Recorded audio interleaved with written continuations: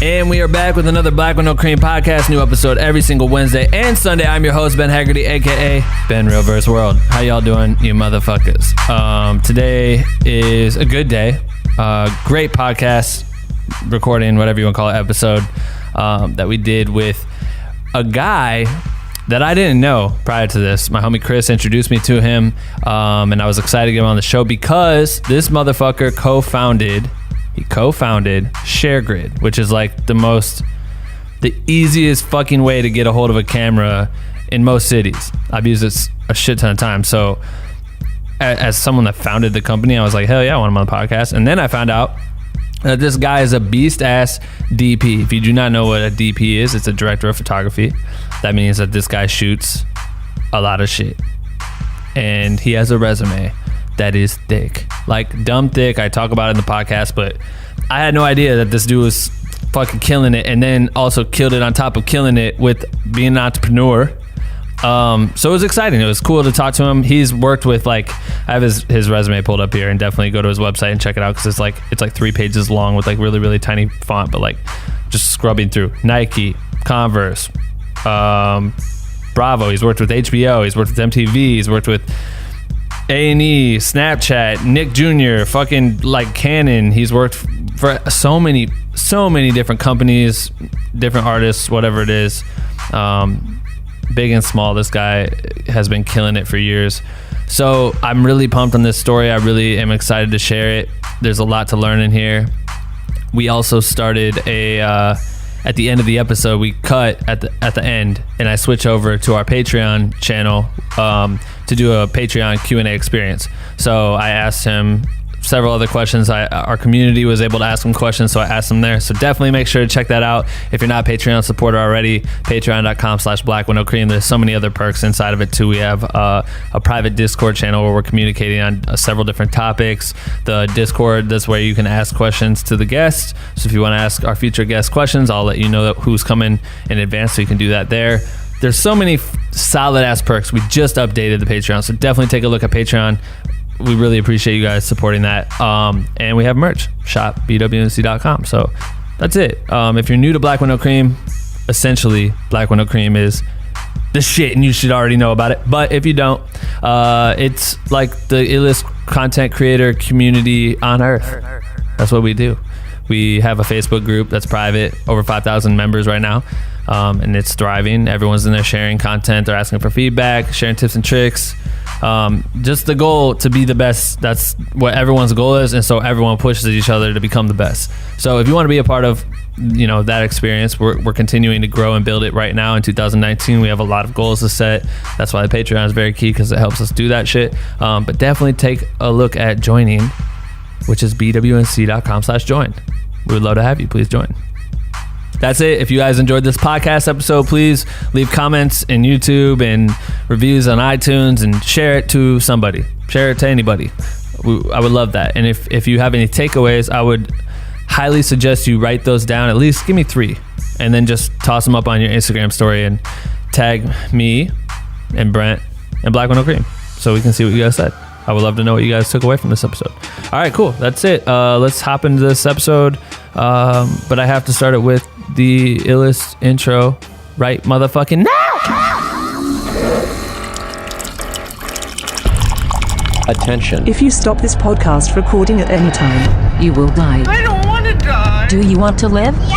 You have 24 hours to share this podcast with 5 people, or you will die. I'm kidding, you won't die. You're just weak shit for not sharing. And the winner of the best motherfucking podcast goes to... Black with No Cream. What do you think? It's so fucking dumb and so fucking Ben Haggerty. I knew you would say that. And we are back with another Black with No Cream podcast. Brent Barbano. How do people normally pronounce it when they try? That's right. I said it right. I stopped correcting people a long time ago. It's Barbano. Yeah. But I went to Italy a long time ago, and I showed people in Italy my ID, and I was like, how do you pronounce this last name? And they were like, Barbano. And I was like, All right, so then I just stopped correcting people after that because Barbano. Yeah, but it's just like I guess when my relatives came over in Ellis Island, they just Switched it up. Yeah, whatever. In America, they just decided that it's Barbano, but with the way it's spelled, it should be Barbano. So Barbano. Whatever you like. As I read it off screen, that's what I get. Whatever you feel. Welcome to the show, my friend. Thank you. We are new friends now. Yes. We just met maybe 10 minutes ago, so that's dope. Yeah. I got introduced to you from my homie Chris, and he's living in New York. He just helped me on a Jay-Z job, which was dope. And then he just emailed me. He's like, "Yo, my friend co-founded ShareGrid, and he's dope at being a DP. You should get him on the podcast." I was like, "Duh." Loop me in, bro. Yeah. So 2 for 1. Literally like a week later, you're here on the show. So thanks for coming through, man. Yeah, you caught me at a week where I was just kind of catching up on stuff, so it worked out. Yeah, I don't know how that's possible because as we were talking about before, your resume, I got it pulled up here, and it's just the dumbest, longest list of the illest shit on earth. Like it doesn't look I crammed a lot in there. I've figured out how to put as much text as possible it's on a so page. so much text.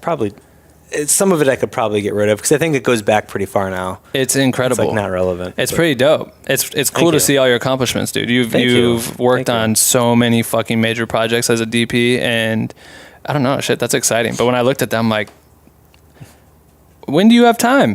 I don't know. I don't sleep. Yeah. No, I do. Yeah, it was good until ShareGrid. And then once I started doing ShareGrid, a company. Yeah, that's when things got a little hairy, and I had to kind of figure out how to manage my time because I didn't go to business school. Right. I don't have an MBA. Yeah. I feel like I do now. I think I have more than an MBA because of real world. Yeah, just doing ShareGrid for so many years, but I didn't before, and so neither did my other 2 co-founders. So we were just. That's crazy. Yeah, I mean, I had my experience in the film industry to bring, and as an artist, and they had their experience in the e-commerce world. They worked at a tech company in Silicon Valley. So they knew how to work a marketplace and build a marketplace online. So I think between my brain and their brains, I mean, we were able to kind of figure it out. But yeah, I didn't know how to do it in the beginning, so. There's a lot of wasted time. There's a lot of like guessing and figuring out as you go. And then also ShareGrid for the longest time wasn't paying me, and we weren't making any money through ShareGrid because every dollar we made through ShareGrid went right back into the company. Yeah. Because for our first 2 years we weren't funded yet. We didn't have we didn't raise any capital, so we were like bootstrapped, self-funded, and so I was also trying to shoot.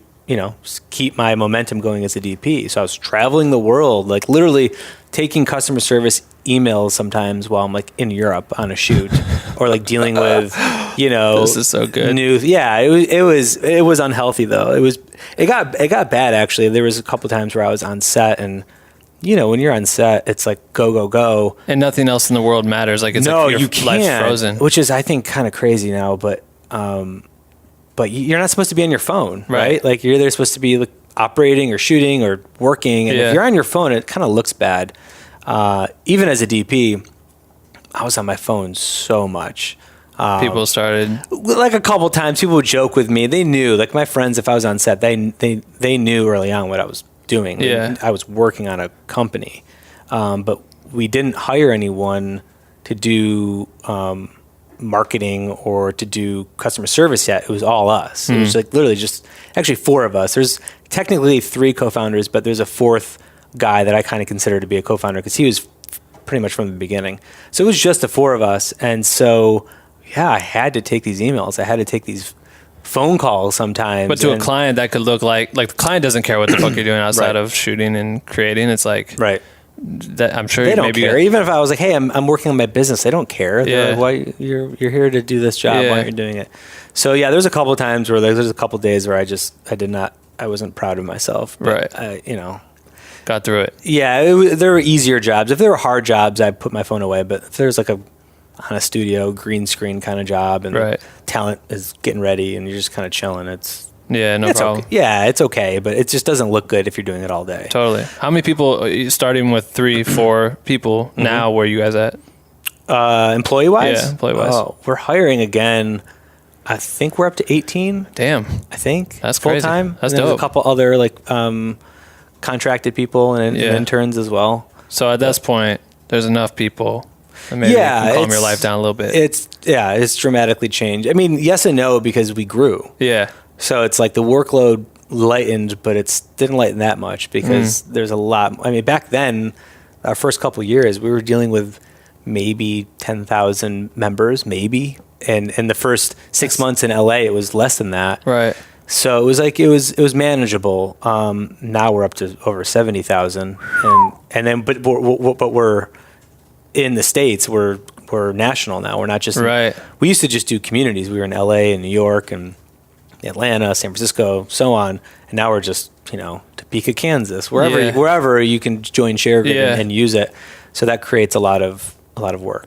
Yeah, I can't even imagine what it's. I mean, I feel like we're at the beginning stages of where you guys were at doing that with this, because it is self-funded and very time-consuming, and it is so much trial and error trying to design something that you have in your head. It's just like getting it all out. Yeah. And it's so distracting too, because it's like nothing else really matters at that point, and you're building it. But now looking at it, do you feel like you've learned enough that you could go back and skip some steps if you had to start it over? Or right now, when you guys get into new avenues where maybe there's a roadblock, is it a little easier to solve stuff because you guys have kind of designed a pattern or designed a way to work together, like where it's become a little bit more seamless? Because I feel like you guys probably started off crossover jobs, like everyone's doing everything. It gets messy that way, but I think you guys have kind of like lined it in now versus the beginning. Yeah, I think we've learned a lot. I mean, you have to fail a lot too. Like like I said, trial and error. We tried a lot of different things at different responsibilities for different people, different initiatives, and some of it worked and some of it didn't. Right. So I think nowadays, if I could go back and do it over again, it'd be a little more streamlined for sure. Do you what would you say is your percentage right now at this current point, DPing and working on ShareGrid? Well, it's interesting because July of 2016 was when we decided, or at least for me, we had finally raised money from two investors, which was awesome. And the agreement was once we raised our investment, we had to quit our jobs and go full time. Now there's money involved, and now it's real. Now it's super real. Now it had been real, but now it's really real. Yeah. Now we're hiring people. We're moving fast. We're moving into an office. I stayed in LA, but we're moving into an office in Seattle. That's where we're based out of now. Got it. And so, to give this thing a shot, we have to give it 110%. So in July of 2016, I actually kind of, for lack of a better term, hung my gloves. I kind of took a break from shooting. Yeah. Because I couldn't. I had to. We were now giving ourselves a salary, not a good salary, but something, to focus on ShareGrid. And so for July 2016 till about the fall of 2018, I was full-time on ShareGrid. And just now recently, I've let up a little bit because, like you kind of touched on, we have a good team. We're a fairly well-oiled machine now. I can kind of start to take jobs again and shoot. And I'm still doing a lot of stuff with ShareGrid, of course, but it's not like what it was when we first started. So to answer your question, I'd say 2016 to 2018, it was 99% ShareGrid or 95%, and then a little bit of whenever I could sneak in a shoot, I would on the weekend. But now I'd say it's 60-40 ShareGrid. Sure. Nice. That's good, man. But if I get a job, like I have a job in a couple weeks in Atlanta, I'm going to be gone for the week. I'm going to go do that. And now when you do go, is it set up in a way where you can really focus on the job, or are you still having to multitask like you were? No, I can focus on the job. Yeah. We've got the team. But it's it's an addiction too. Like I don't like to step away. Yeah. It's terrible. It's so much shit happens in 1 week or 3 days. Yeah, I'll go on vacation and my girlfriend and I like to travel and we do some international stuff. I was in Cuba 2 years ago, and where it's like they don't have internet, right? And like I still managed somehow to find Wi-Fi to like deal with ShareGrid stuff. She was not happy. Yeah, with me. I bet. She was. It was for her birthday. She was not happy. Fuck. No, I was a good boyfriend. It was just like a couple times. I had to handle a couple things. It's But hard. Yeah, it's an addiction. Right. You don't want to. It's like your baby. It's like your baby's sleeping. Like you want to make sure she's okay. Right. He's No, okay. 100%. So going back, I guess let's go back. I want to see how you got everywhere. And I'd like to kind of Sure. we're here, but I want to know, how did you get into creating? Was it were you shooting as a kid? Like when did you start picking up a camera? I was a late bloomer. Yeah? I wish I could say like that cheesy line, or like ever since I saw my grandfather's whatever camera, I picked it. I don't have that story. Yeah. I barely knew how to operate a camera in high school. Wow. I also didn't have the resources. Like my high school didn't have any film audio or video audio class. I didn't have any friends that were that interested into it. Right. So, and I also I didn't grow up with my parents were wonderful, but we didn't have a lot of money. So like I didn't have the internet for a long time. Yeah. And so I didn't have a camera growing up. Actually, it's not true. I did finally get a video camera, but I just filmed stupid things with my friends, Same. like just Hell yeah. really dumb things. But I still knew, I knew in high school and way before that I wanted something to do with film. Yeah. I was always renting movies and reading books and just loved the process, and I loved the visual side of it. And I didn't even know what that was. I didn't even know what the word cinematography meant. I just knew that I liked the camera and the visuals and the lighting of cinema. Right. So by the time I got to high school, I figured it out. I knew what cinematography meant. And so when I was applying for colleges, that's what I was looking for. But I think I really I cut my teeth in college. I really learned how to expose properly. What is an f-stop or a t-stop? What is, light? How do you light a face? Right. Basic 101 stuff, editing, right? Pacing, all that stuff. And so I think college whipped me into shape. But truth be told, even after college, I came out here and it was like starting over. Yeah, man, it's a whole new world out here. Yeah, because you were in New York for college. Yeah, so I'm born and raised in Syracuse, right? But I went to Syracuse University as well. Got it. Which actually has two film schools. It's kind of cool. They have an art film school in College of Visual and Performing Arts, and they have a television, radio, and film major in in Newhouse, which is a communication school. Oh, now Newhouse is nationally renowned. It's one of the best communication schools in the world. Every broadcast journalist from ESPN that you loved went there. Sure, they're one of the best. Right. And writers and directors and stuff, some producers come from there. But VPA is this small little art house kind of creative college, and I was debating between the two of them. And a lot of people were like, well, if you want to do art, you want to do cinematography and lighting and camera work, you got to do VPA. So I went to VPA in Syracuse, and then I minored at Newhouse to kind of get that name in my resume. Right. Because it's it's a good look. People legitimately, they call it the Newhouse Mafia out here. If they see you went to Newhouse on your resume, you're hired. Oh, shit. So I was like, all right, I'm just going to do a minor there and just do that. Yeah. But they had really good classes too. So I did both, real world classes at Newhouse and then the art approach in cinematography and visual and performing arts. That's dope. So I kind of did both. But what pushed you into coming into high school? You're like, oh, I found out what being a cinematography what that is. Yeah. What poison? Is it your family? Or was there anything that were they pushing movies on you, or what made you interested in movies? You just I don't know, man. I just was addicted. Yeah. I just loved it. I don't know. I think I've always had an imagination. I've always been pretty creative, and I would write short stories all the time, and this sounds cheesy, but come up with lovely movies with my GI Joes and you know what I mean. I did with my Legos. Yeah, Legos too. Loved it. Absolutely, and action figures, right? So I had been doing that for years, probably until I was too old, and I was still doing it. Yeah, seriously, 17 years old and playing with GI Joes. No, not that old, but I was old, and I just realized I love storytelling in some way, some shape or form. And when I went to college, I don't think I knew for a fact that this was going to be it. I went to college actually for what I think the purpose of college is, which is to explore, like to figure out, is this what I want to do? Or what is it that I want to do? What speaks to me? Let's spend 4 years and figure this out. So I went to Syracuse with this open mind of maybe I will hate this. Maybe this is not for me, but this is where I explore. And it's expensive, so you better explore because there's gonna be debt after this. So, but within like the first semester, and it was a film school, so we were actually working with 16 millimeter film. Oh, crazy! Back then, so that was interesting. But yeah, within the first semester, I was like, oh yeah, I think this is for me. Like just getting that high off of shooting something, and then like it looks beautiful and.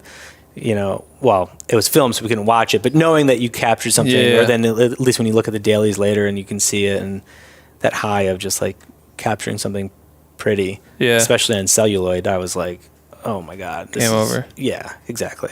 I feel like it's an interesting turning point when you become so obsessed with it, because I'm trying to remember what it was for me. Like I remember always having cameras and like always playing, filming shitty movies with my friends that we just like edited in tape. And then, I think there was like a Lego program that you could get, like this program, and you could do like stop motion. Like it taught you how to use your point and shoot camera somehow and do stop motion. We'd like move the legs, and it would like teach you how, and we could make like these quick like little sequences. Yeah. And I was like blown away by that. Yeah. So then I mean I'm like seeing what I would do with my hands and then letting it go, and it's on my whatever I don't remember what it was. Yeah. But something about that like hooked me, like being able to make a PowerPoint like to music or something, like you know what I mean, just like slideshows. I was like, wow, this is amazing. But at some point, I don't know what it was, because my family wasn't like constantly watching movies and stuff, but I think like somehow it's easy to trip into this through friends or whatever, but then there's so many different resources out there, like going to Barnes and Noble and just going to the film section, which was like this big in Iowa. Yeah. That's where I'm from. Same. Yeah. But I would just gobble up books. But then,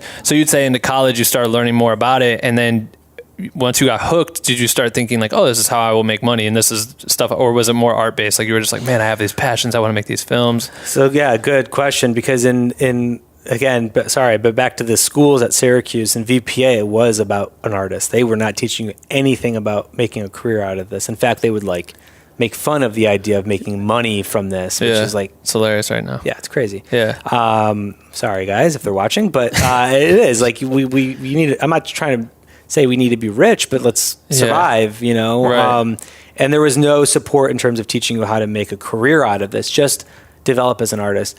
Whereas Newhouse was the complete opposite. Newhouse, that communication school was like, okay, we're going to teach you like the art of it, but like give you practical knowledge of how to network and how to build relationships and how does the industry work and how do you make a living out of this. So would it talk about the industry, like as in the film industry, or was it film and TV? Yeah. Okay. Yeah. So it was nice. It was like left and right brain almost from these two schools, and I got both. Yeah. So I forgot the question, but I think what I was getting at was that basically, I used both those schools to kind of get both the art side out of it and also the practical knowledge. But was that a necessity for you? You knew they're teaching me too much about art, but I want to make this my career. I need to make money. Like, was that it just happened, or like that's how it was set up, or was that path suggested to you? Because you could have just gone up in the one school and only study the art side of it, right? And then have a real big struggle coming out of it. But what actually made you do the split and go, I'm gonna try to learn business side savvy things here so I can kind of parlay both of them? Realizing that a year in, I was limiting myself. I realized, I think a year into college, that I'm just going to come out of this like as an artist, and that's fine. And I actually know a lot of fellow classmates that went to just the art school, and they're doing great. They're doing fine. But I wanted to take advantage of the 4 years and get that practical knowledge as well of like how to network and how to make a resume, right? Like simple things. And so it was like within a year, I don't remember. I was probably talking to a lot of people and professors. I knew professors at Newhouse as well. So like, I think just talking, I was like, oh yeah, I need this experience. Right. So I knew it was like a necessity to get that knowledge. So then how long after, when you complete college, how long were you there for? 4 years? So when you finished school, did you? Because you've lived out in LA for a while, right?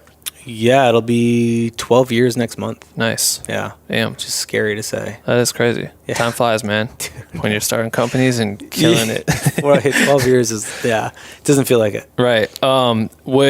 So when you moved out here, what time frame was that after getting out of school? A month. Shit. We graduated in May. They always graduate us on Mother's Day in May. And then, actually, what's funny is we had a feature being shot in Syracuse, of all places. I'm not kidding. Like, we graduated on a Sunday. That Monday was first day of production. And it was a visiting artist, a visiting director from Israel. Okay. Who was with us that semester, he's a really big director in Israel, apparently. And he was shooting a feature in Syracuse, and he was a visiting artist, and so a visiting professor for the semester. And they were like, okay, seniors and grad students and even juniors, once the semester's over, you guys can be a crew. We'll put you on this feature for experience. So I was like, hell yeah, this is great. Right. I get to be on a feature literally the day after graduation. So I was a Best Boy Electric for a month. I was like 21 days, I think, Paid? of shooting. No. They got you. They got us. Yeah. That was a whole other thing. It was smart on them because they were like, they knew if they saved some money, they could save some money by hiring okay, not great, but okay local talent and me and everyone else. And just get kick-ass keys, like a really good gaffer, a really good key grip. Yeah. You know what I mean? A really good first AC, AD, etc. And all these department heads from New York, everyone came up from New York City. And they told them, hey, we had to cut some corners, we had to save some money. You're going to have film students as your crew. Not all your crew, but some of your crew. And I think they paid them a little bit more too. Yeah, I bet they did. Yeah. Just to kind of help them out a little bit. Sorry guys, but it was. To be honest, it was awesome. I still talk to him. Actually, I haven't talked to him in a minute. But Darren was my gaffer, and he's so talented. That's crazy. And he just took me under his wing for 21 days and just taught me so much about lighting. So it was weird. I was expecting to fly out to LA, drive out to LA. Probably a week or two after graduation. And then when I got that offer to do the feature, I was like, yeah. So it's just weird to look back that my first feature was in Syracuse, New York, which is not weird to say anymore because there was this crazy tax incentive in New York. And I just saw an article today, I think it was today, from Syracuse.com. There are 2 features being shot in Syracuse as we speak. Oh, wow. They were a kitty corner from each other in downtown Syracuse. So there's about 10 to 13 projects a year that are shot there. Shit. So for me, it's and what sucks is I got offered to shoot one last year and I had to turn it down because of ShareGrid. So I'm hoping that another one comes up. That'd be pretty dope. Yeah, just to shoot a feature in my hometown. I've only shot film student stuff there. I've never done anything professionally there. Right. That would be pretty special. That's sick. And I think it would make my mom really happy too. So you're born and raised in Syracuse? Yeah. Oh, okay, got you. Yeah. That would be pretty sick. Yeah. You'd be able to start working your family into some shots. You know what I mean? That's the coolest thing. Exactly. Man, what an opportunity. Straight out of college, to be able to it could have been worse. I don't know. I'm sure that I'm interested to hear what the transition was moving to LA, but before, why LA over New York? Ooh. You're so close. Right. So for the longest time, the plan was New York. Yeah. It was, I think I just assumed because it was so close. Right. It was a safer bet. It's closer to family. It was the second biggest market, so it's not that bad.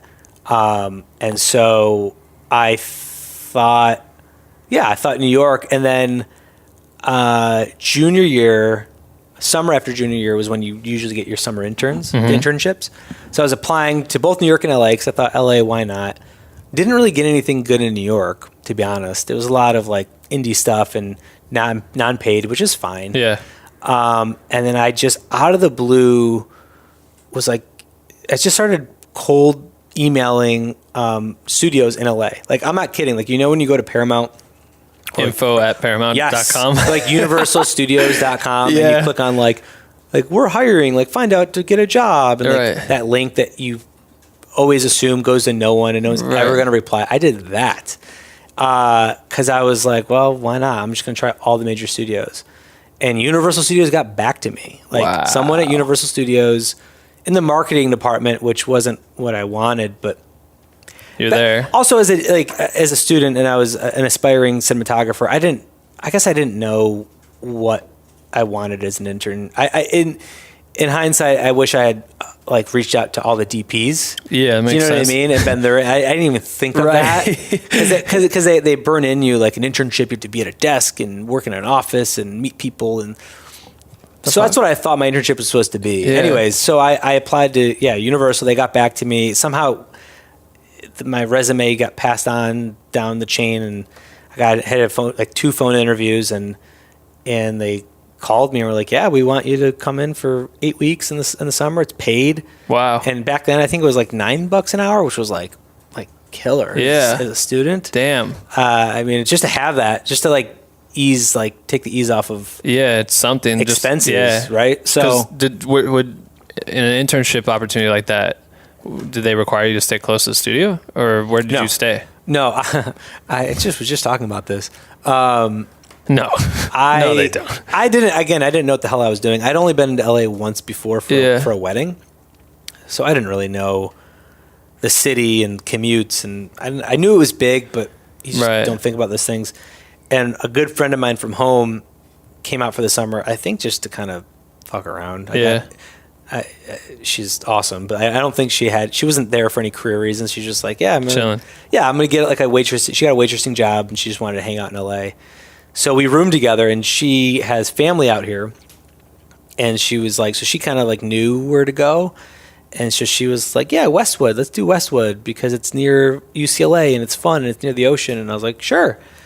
And then I realized that I had like a 45-minute commute, which is back then it wasn't that bad. I'm sure it's way worse now. Yeah. Westwood to like Studio City. Sure. But yeah, it was a crappy commute. And then when I was there every day, all of my fellow interns were like in Toluca Lake and Burbank, and Right. they're like, "Why are you in Westwood?" Man. But no, there was no requirements, and it was good to have that like summer of just commuting in LA, Right. Like to get that out of the way, And you get to kind of learn the area and kind of figure it out. Oh, you It miss my exit, and like, Yeah. what do I do? Right. Yeah, panic and just get. You didn't have Apple Maps back No, then? did not have Apple Maps. Did you have the Garmin?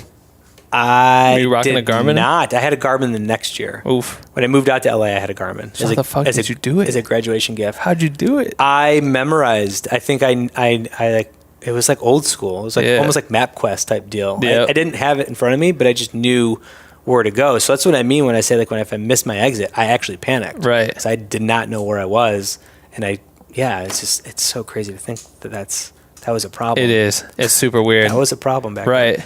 I was just talking to my girlfriend about it, where I was like, man, it's pretty weird. Like we're driving, and I don't know which part of LA I'm thinking of, but it's where all the bridges like are crossing over, and they're like really tall, and whatever part of the highway that is.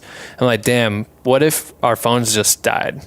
And then how the fuck do we get back home? Yeah. I was like, how would you get back home? She's like, Yeah. I have no idea. Yeah. If we were like 3 blocks away, she probably wouldn't know how to get back to the house. She never pays attention to that terrible. stuff. It's bad, dude. We rely on it too much. I rely on it way too. I've been here 12 years, and I'm still like, I still use it. I use it to get everywhere. Yeah. Even to places I've been multiple times. Like I live in Pasadena. Yeah. And that's its own like little, it's its own city. Yeah, you're good there. No. You'd think so. I still use it sometimes to get to like the CVS or whatever. Not really, but like. But it's because they're making it easier. Like, here's a quicker way to get there. And I like it because it tells you your ETA. Yeah. It tells you if there's traffic. Right. That's 95% of why I use it. If I know where I'm going, anyways, because I just like to know like how long it's going to take. And you can think less. You just stop thinking. Yeah, exactly. You know? Just go straight numb and just drive your car. Yeah. Just terrifying. Yeah, exactly. So when you moved out here, okay, wait. First you did the internship. Yeah. Was it cool? Oh, yeah. What'd you learn? How was it? Back to LA and New York. Yeah. So I did that internship for 6 weeks, and between that experience and seeing what LA is like and seeing that there's sun, because Syracuse does not get a lot of sun, Sure, except for in the summer. It was like, all right, this is kind of cool, And then I also had that year, I had friends that had just moved out that were a year ahead of me. Right. So they were like, I was interning while they were experiencing their first year in LA. So I was hanging out with them a lot and got to kind of see like what it would be like and the struggle and whatever. And I think between that and then talking to a few professors that had worked in the industry a lot, I mean, they all said, like, New York's cool, but they're like, if you really want to give it a shot, like, LA is going to have the most opportunity. Sure. So I thought, okay, it's a bigger move. Let me try LA first. If I hate it, this was like, actually, I remember thinking this, like, let me try the crazier thing first. And if I hate it, then I can do New York. Because if I do New York first, I'll probably never do LA. Yeah, right. Maybe. I don't know. Because interesting. it's comfortable, it's close to home. Although I think New York is not a comfortable place to live. I've never lived there, but it looks terrible. I have no desire to. I love going there, but I have no desire to live there. Same. So I did the crazier of the two first, and my parents were like, "What?" I mean, they were very supportive. But they kind of had always thought and like kind of hoped New York, just because they'd want to see me more. Yeah, so your kid. Totally get it. Right. But when I told them LA, they were like, "All right." So I graduated, threw all my crap in my Jeep with my dad, and we did, like, it was nice. Like, he was so excited. Did the long He haul, talks bro. about it all the time. I Like, bet. he's a proud dad, and so it was like his favorite week ever. And for me, it was a really awesome. Did you special spread it week. out where you could stop a little bit along the way? A little bit. We talk about it. Like, our biggest regret was not doing it longer. It was 7 days. Yeah. So even 7 days across the country, like, you're driving. Yeah. sometimes 10 hours a day. Right. Damn, I can't imagine. Or like 7 to 10. So it's like it's an exhausting day. So he was like, my biggest regret is not just doing it for like 10 or 2 weeks, 10 days or 2 weeks. We still like did a really good route, went through South Dakota and Utah and Colorado, Right. Grand Canyon, all that jazz. My first time coming to Syracuse, I was touring in my punk been band. there. I've been there, man. Where? I don't know. It was a terrible experience for me. Oh, okay. Tell me. It's usually what I hear. Yeah. But it wasn't Syracuse's fault. It just maybe the residents. Oh, okay. The residents of Syracuse. Yep. No. Okay. So basically, that's what happens. I had a punk band. Okay. We're young. We're hungry, and we toured out of here, out of Iowa. I'm from Iowa. Oh, that's right, originally. Iowa. So yes. we go on this tour. It's our first tour ever. We booked it through MySpace, and we're just playing like anything we could get, AmVet centers to like small basements, whatever, sleeping on people's floors and shit. And we got out to Syracuse, and by the time we got to Syracuse, we'd already done like 9 days where it was just miserable. We weren't making money. Our shows were trash. We didn't know what we were doing. The van broke down. Whatever. We got to Syracuse, and we kind of realized that we were running out of money, and we're like, man, we gotta get back home. But we wanted to get to the city, so we're like, we gotta see New York. Like, we gotta get to New York City. And we're all like 17, 18. Like, I don't know how we did it, but we slept in a parking lot there at a hotel. And two of my, like, we had this 12 passenger van, so there was 2 benches in it. So each person had a bench, and then the other dudes slept underneath the van. Oh my God. To a cop waking us up in the morning, like, yo, man, you guys got to get out of here. Like, what are you doing? You guys in a band or whatever? He had like such a thick New York accent, which made me feel so cool. I was like, we're in New York. This is sick, like Syracuse. and then, he kicked us out of this hotel parking lot because we looked like a bunch of bums, and we drove to the city and got to experience it, and then spent the last bit of our money like driving back from Connecticut to Iowa. It was brutal. It was so brutal. But it was cool. It was cool to feel like we were there. So sure. But I remember the show that we had there. There was a kid. There was why I said the residents. The kid that was there like booked the show, and I remember my friend got out of the military and happened to be there, and his parents came. So really, our crowd was like 5 people, and one of our friends. I paid like a $12 cost to get in, which was so expensive for shows like that. Sure. And the kid just dipped out in the middle of the show and just took like all the money that whatever happened that night, he like took all that money. So it was like maybe like $80 that we were supposed to make that night, and he like just took it, which was our gas, bro. Like, welcome to Cuse, man. That's brutal. There's some slimy people. No, there's a mostly wonderful people, salt of the earth people there. Totally. But there's that too. Okay, sorry, that was a random rant. No, I love that. Shout out to Syracuse. I'm sorry that happened. You gotta come back, Yeah, and, go back. and we'll redeem. Right. Syracuse will redeem itself. We'll go to a basketball game or a football game. I'm with it. It's fun. I'm down. Okay, so you moved to LA after the internship. I mean, how overall the internship taught you a little bit about the city. You got an idea of like what to expect, sort of. I learned how trailers are made. Right. Oh. It wasn't. I didn't learn anything about camera. Sure. That's actually not true. I learned a little bit about camera stuff, but were they putting you on set? ever? No. Okay. No, it was a desk job. Yeah. Like, but it was cool. Like, it was marketing. So I was working with like the editors that edit the trailers. I was working with like people that deal with print, even like photoshopping and print, and got to sit in a lot of meetings, which was So it was like it was cool. I got to learn some stuff, but for me, it was like, hey, I got to be paid and live in LA for 6 weeks and like just experience LA. Yeah. I mean, I didn't take full advantage. I worked my ass off on the internship. I think I did a really good job as an intern, but like in LA, I just, had fun. Yeah, sure. Which was cool, but I think in hindsight, I'd wish I'd gotten on some sets. But, but either way, like once I had done that and then I'd spoken to some people, it was LA, and so that was, it was game over after that. I knew going into my senior year, LA was my the one. Yeah, that was my goal. That's so then you shoot the film after graduation. Yeah. And how long after the film's completed? A week, I think. Oh, okay. So you were there quick. Mm-hmm. So when you moved, did you have like a plan, or were you already contacting any companies to try to work with them, or how were you? A little, like I and you knew you wanted to be a DP. Yeah. Okay. Yeah, but I reached out to my contacts at Universal, which they were wonderful people, but they were like, we can't help you. You're trying to do something else. They introduced me to a couple people, and actually, there's an editor there is a good friend now. We've done a short together. We're working on another short. He's a really talented director. So, like, talking to him, there were some creatives within that Universal world that I had met through interning there. But yeah, reaching out to them, and then like reaching out to now my friends that had been out there for a year. They were a year ahead of me in school, so they had been out living in LA for a year, and PAing.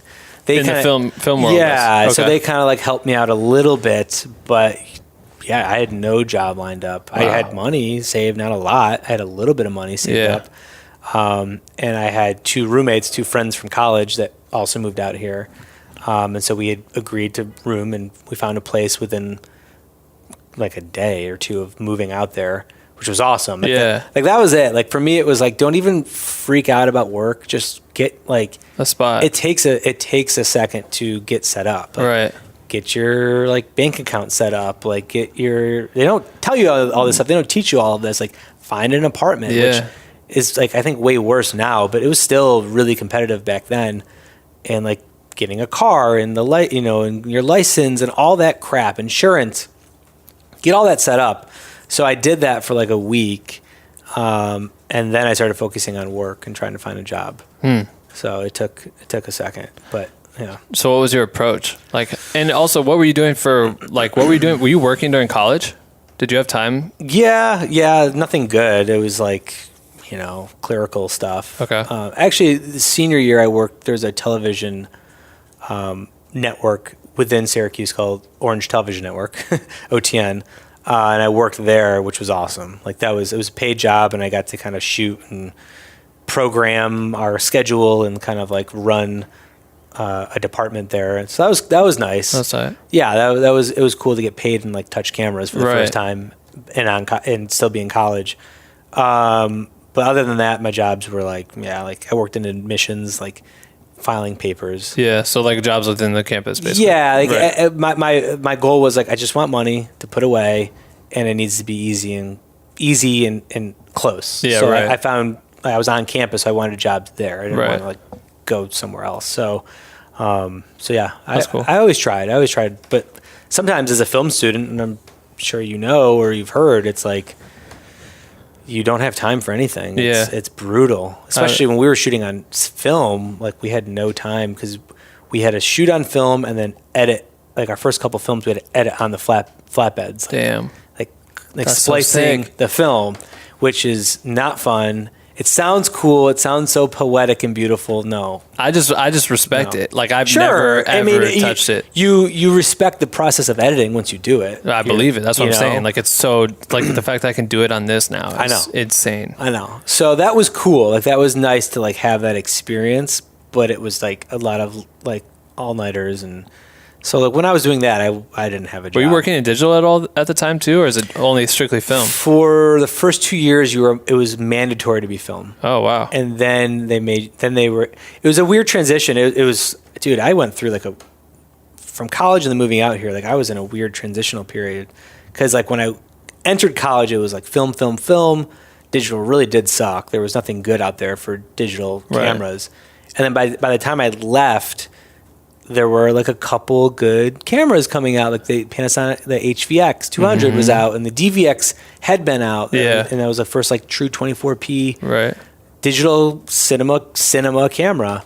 So that was like a game changer back then, even though it was standard def. So yeah, I think between that and then also as you get older in the major, they allow you to kind of do digital. So the second I was able to do digital, I switched over. Gone. I was just because it was purely practical. Yeah. Not that I had nothing against it. I was like, dude, film is beautiful. I would love to explore it more. But I was just being practical. I was like, it takes way too much time. It's way more 90% of the stuff that we were making was not good because it was so expensive and it took so much time. Yeah.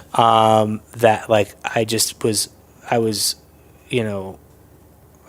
fearful of shooting something and then having it come back overexposed and then you get scratches on the film and it's like, why are we doing this? So the second I switched over, it was it's so true though. Like, yeah, I was like, I mean, if you have resources, do it. But it's all about resources. If you don't have resources, like you need to, work within your means. And so for me, it was like, I just want to create really cool, compelling stuff. These digital cameras, they're standard def, but they're 24p and they look decent. I can do that. And I mean, their dynamic range was horrendous. It looked awful sometimes if you didn't light it right. But if you spent the time and lit it correctly and composed, well composed shots, like people were like, oh, this looks okay. Right. And I knew coming out of film school that the second I graduated, I knew nothing, it didn't matter. Right. Like I had a demo reel coming out of college and it maybe got me, I don't remember, it probably got me a couple things, but no one was going to watch my senior thesis. Like I was back to applying for PA jobs and like AC jobs and like no one gave a crap about my senior thesis. And I knew that, like I knew in college that this is just for college and it's selfish and it's just for me and it's my own growth and it's my own story and whatever. But the second I like graduate, like that stuff's not going to it's probably not going to get me work. Damn. And that's not always the case. It was just, I knew with Syracuse and with me and the body of work I had made, I knew that it wasn't going to help that much, but it did carry over. I had a demo reel. It got me some work out here and it helped. To date, have you shot projects on film? Since as a DP since college, no. Wow. I've worked on set. Even the feature in Syracuse was film. It was on film. Mm-hmm. That was film. 16 Super 16. That's crazy that you. So I lit. I helped light for film, which was awesome to learn that. But no, because and that's what I mean. Like it was a weird time. I moved out here the summer, June of 2007. Okay. Red 1 was announced 2007, 2008, right, somewhere around then. So like that was it. Like once that was announced, it was like film was just, it was game over. Dunzo. Arri was working on their thing. Red was coming out. Sony was killing it. Sony had like the EX1 and then the EX3. Panasonic had their HVX200. So like I saw the writing on the wall. Yeah. Man, it could have been, you could have got stuck in a pocket of, and I'm sure a lot of people did, which sucks because so many people, you're sitting there being taught and learning how to use film. Yeah. And then you continue to do that thinking that that's how it's always been. So that's how it should be. And if you don't catch the new wave of digital's coming in, digital's easier. A lot of people are going to stop paying a lot of money for these projects. You can get pigeonholed into that shit, which is a bummer. Yeah. But that's so interesting that you haven't done anything with film. I haven't, and I would still love to. So, yeah, and I had been on a couple of jobs, like I don't know. I think I'd done like some camera PAing jobs when I first came out here that were film. Yeah, but it was like a lot of digital, like right away. Right. But then also I was like working on my own stuff, and it was a lot of indie stuff, and it was a lot of lower budget work and a lot of doc stuff, and that was all digital. Right. So like by the time I had matured and grown into being like a professional DP, being paid to be a DP, like film was already halfway out the door. So what are some of the first few projects you took on? How do you break in as a DP moving out here with like very little experience? You make your own stuff. Right.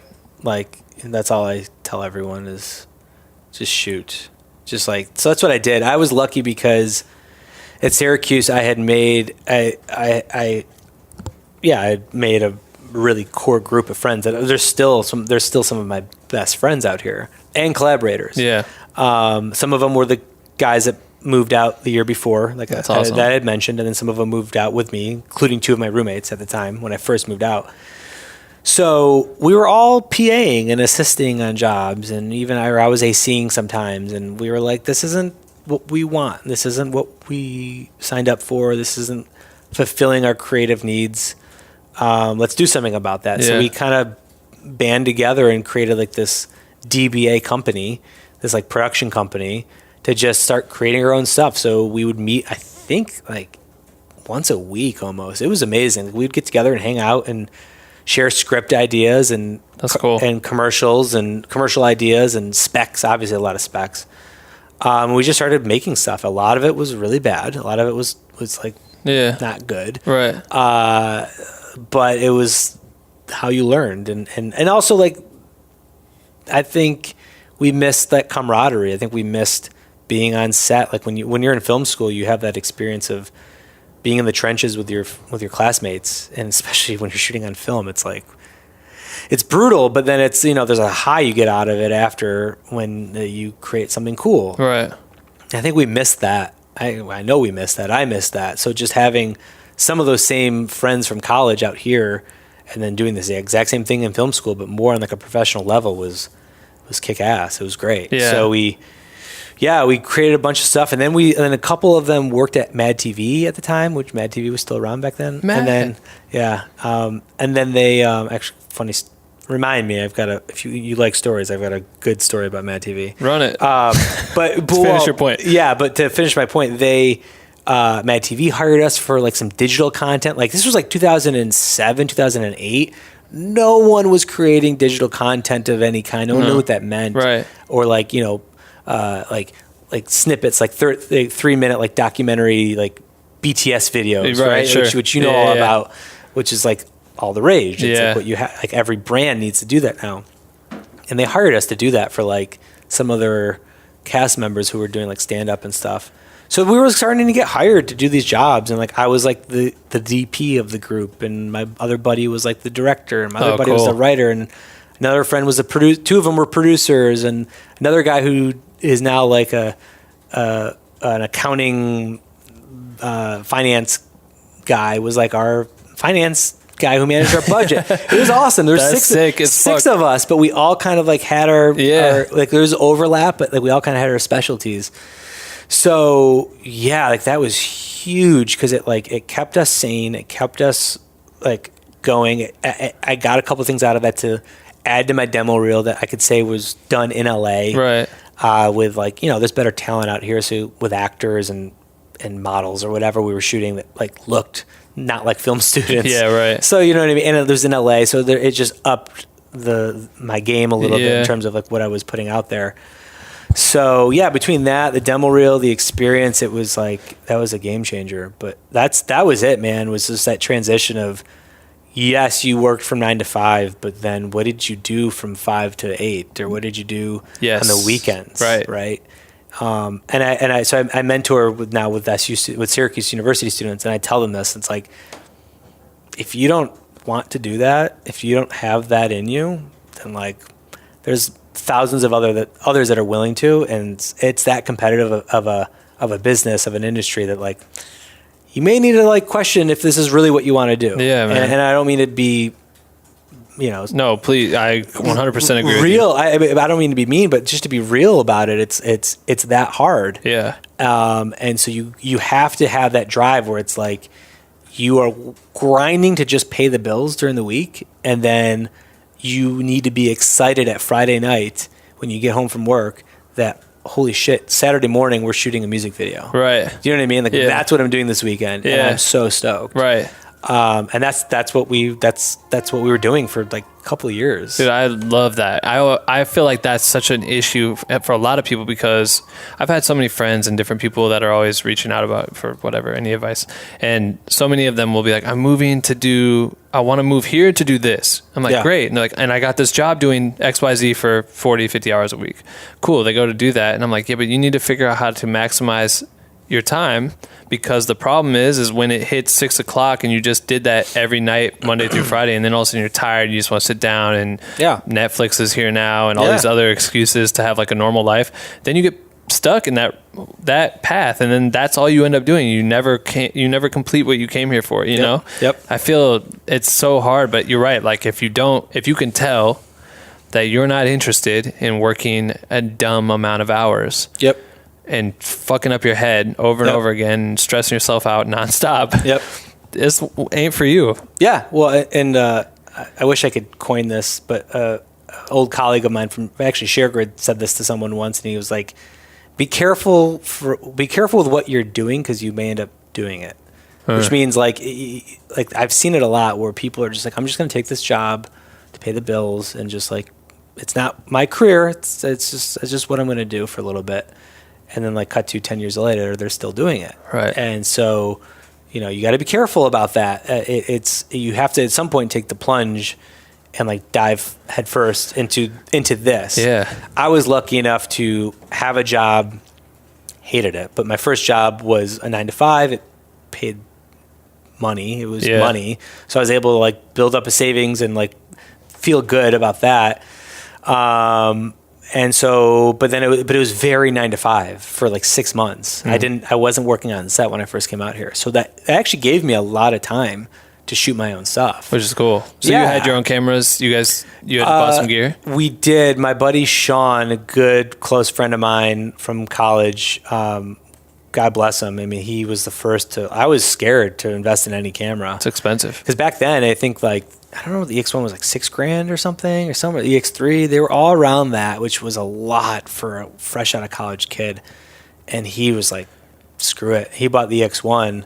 So that gave us a 24p HD camera with, I don't even know if I think it had ND filters. I think they had did. To, right? Yeah. So it had like and it had, XLR. It had some like cinema inputs in it and zebras and all that kind of good stuff. And we were like, yeah, we were like, this is amazing. And honestly, at that time in 2007, there was not much better. No, those cameras were like, I remember looking up to those cameras and be like, man, someday I'm going to be able to play with this. And they were tapeless too. So you had the S/S cards, which was like a game changer. Right.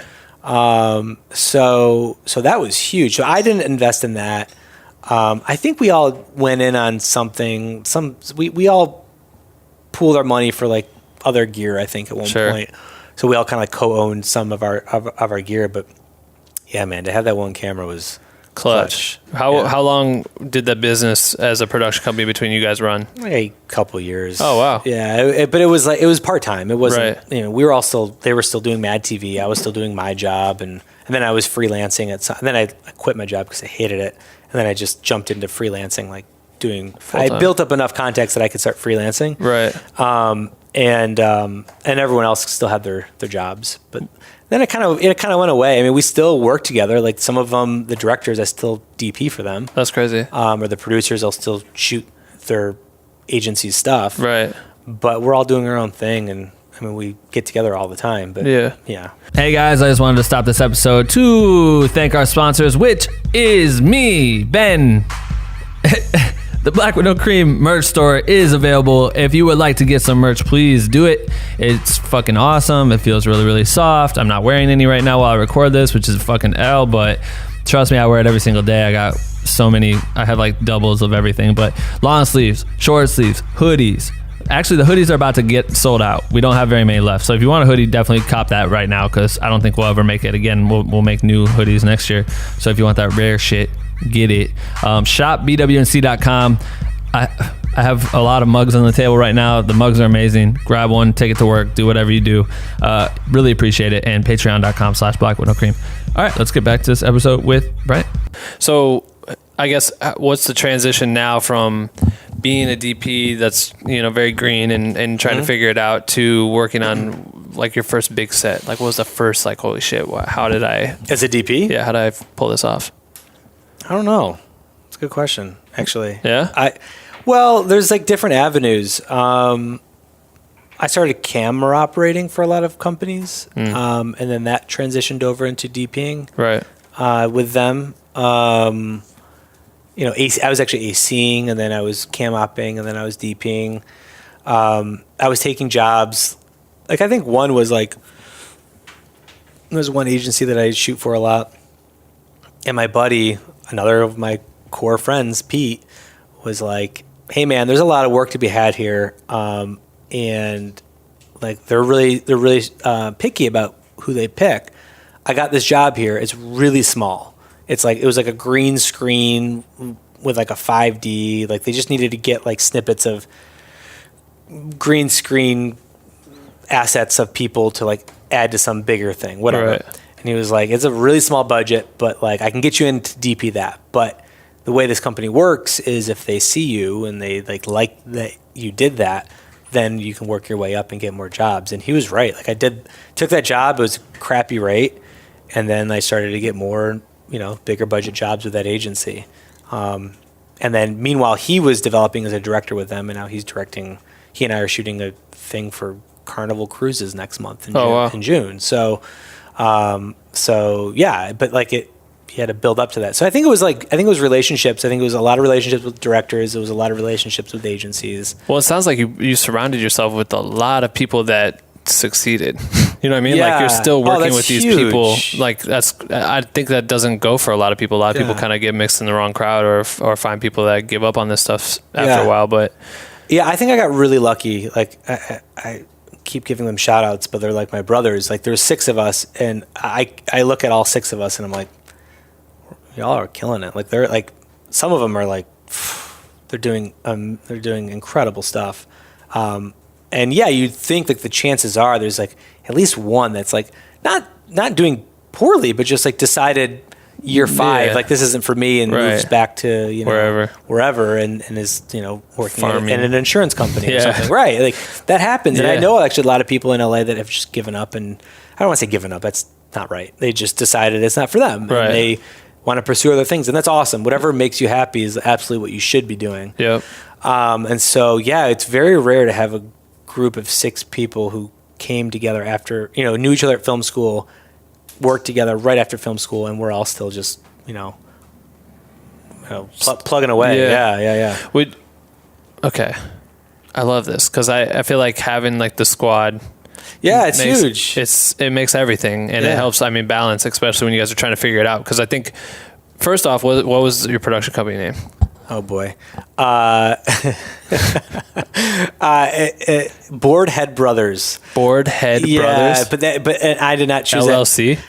DBA. Okay. It was not an LLC. We didn't have that kind of money. That'd be a tight name to have as a Boardhead Brothers. It was called Boardhead Brothers because Adam, who I was literally just with right before I came here, he's a producer and a really talented photographer. I always say that when I talk about him because he always just says he's a producer, but he's a really good photographer. He's a surfer, and him and his brother are both surfers and skaters. They from Syracuse? No. What the fuck? No. Well, they're from Baltimore, which doesn't help. But he picked up surfing at some point. I don't know. Sure. But I think him and his brother were named Boardhead Brothers from their dad. Okay. And so when we came out here, he was like the kind of like our executive producer of the group. And he was like, I just want to name it Boardhead Brothers. And we were like, all right, cool. It's like surfing. Like our buddy John, who's like really good with like graphic design, like made like this design with like a guy with like a surfboard as like the head and whatever. It was cute. Like, our branding was actually really cool. Like, our colors were really cool. I was like, I didn't like the idea that it was just brothers because it sounded kind of like, I don't know, like a brotherhood. It sounded weird. Yeah. And it's also like, why are we saying it brothers just because there's 6 dudes? Like, what if we hire women? Yeah, right. That's kind of weird. So I was always like, that's hilarious. But it was Boardhead Brothers, and then it changed to like BHB Media at some point. I think Adam's website for his photography is still BHB Media. So everyone go check out BHB Media. Do it. He's got amazing surf photography. Oh, nice. Like that shit's got to be very hard to do. Oh, so I cannot hard. imagine. So hard. There's some incredible photographers that are doing underwater water shooting, like, and cinematographers. But Jesus Christ. Yeah, he. I mean, no pun intended. Dove in. Like, he did not have. I think he just like took a shot at it and just got his underwater housing, and then he upgraded that. Right. That's sick. And he got to photograph some like pretty kick-ass surfers, and he also got to photograph with some like pretty awesome photographers. That's crazy. I wish he did it more. I mean, he's busy now. He's got a kid and everything. So he's fuck sharks. So he's producing a lot. He's a busy guy. But, that's crazy. He's a talented photographer. At that time, how would you guys go about trying to quote for your jobs? Like, how did you go about doing it? Because do you have an agent right now? Do you have anyone represent you? I don't. No, in fact, I was like meeting with agents right before I went full time with ShareGrid. Oh wow!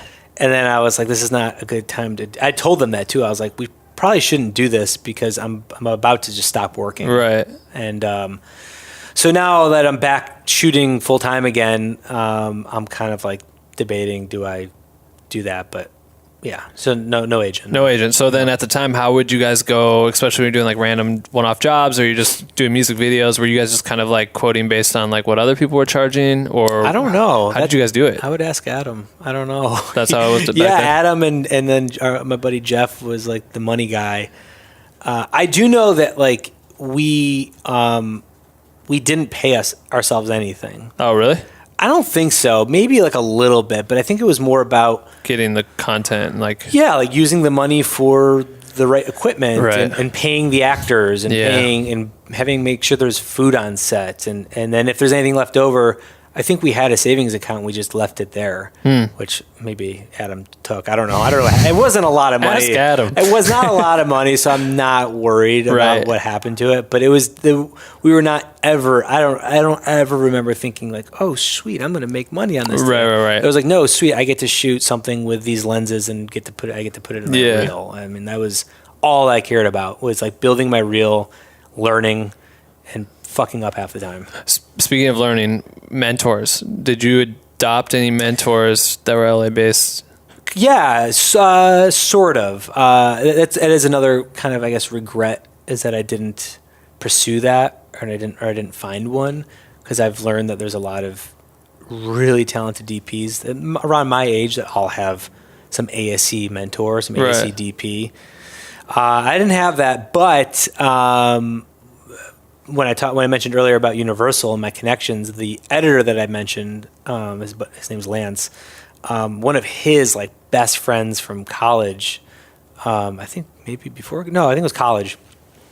Jazz Shelton is a DP, and so when I was interning out here at Universal, I got coffee with Jazz because Lance introduced us. And Jazz had like just moved out here. He had been doing some B unit stuff for some stuff. He was like a budding DP. And I just stayed in touch with him, and he's brought me on quite a lot of jobs as like his AC and then his B camera operator. If he couldn't do a job, he'd pass it on to me. And Jazz Shelton, if you don't know who he is, he was the Duplass Brothers DP for a while. Oh. So he did like Jeff Who Lives at Home and Cyrus and a couple other movies, and then their HBO series Togetherness, which I had the pleasure of cam-opping on, which was awesome. And then he did the Keanu, the Jordan Peele, Key and Peele movie, which looks fucking beautiful. It's all anamorphic, and it looks, for comedy, it's like stunningly beautiful. And then he's done a series for Amazon. He does a lot of commercials, and super talented guy, really busy, but like the best attitude on set. So I learned a lot from him just being on set, because it's a stressful environment. Yeah. Tempers flare. Yep. DPs are known to not necessarily be the most calm and friendly. And and I pride myself on being, I have my moments, but I'm a pretty level-headed dude. And Jazz was like, I've never seen him get mad, ever. I know he's mad. He just doesn't show it. Right. And he's just like... That's a talent.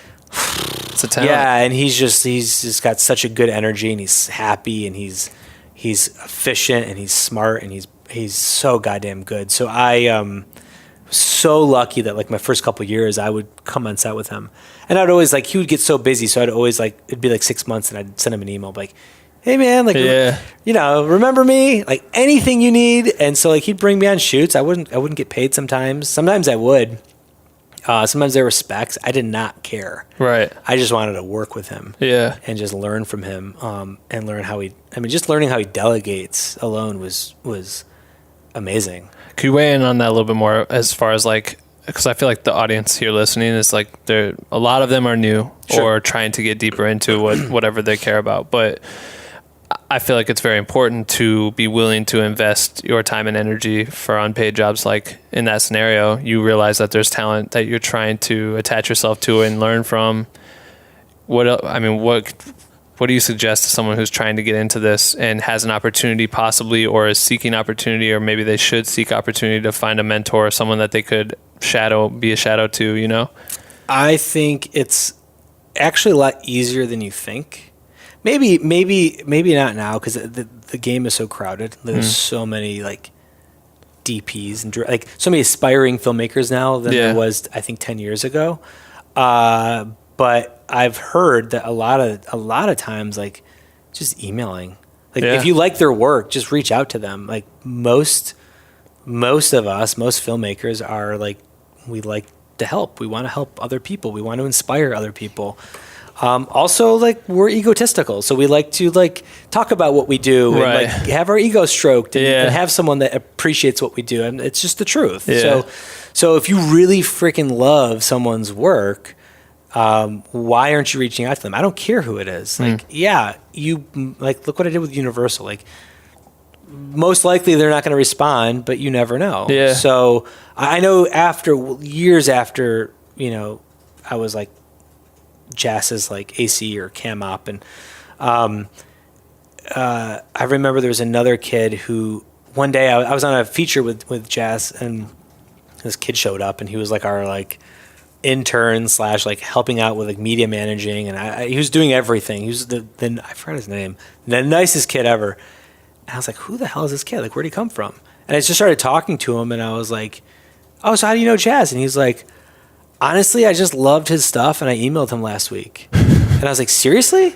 And I'm not surprised that, because it's Jazz, and he's like the nicest human being ever.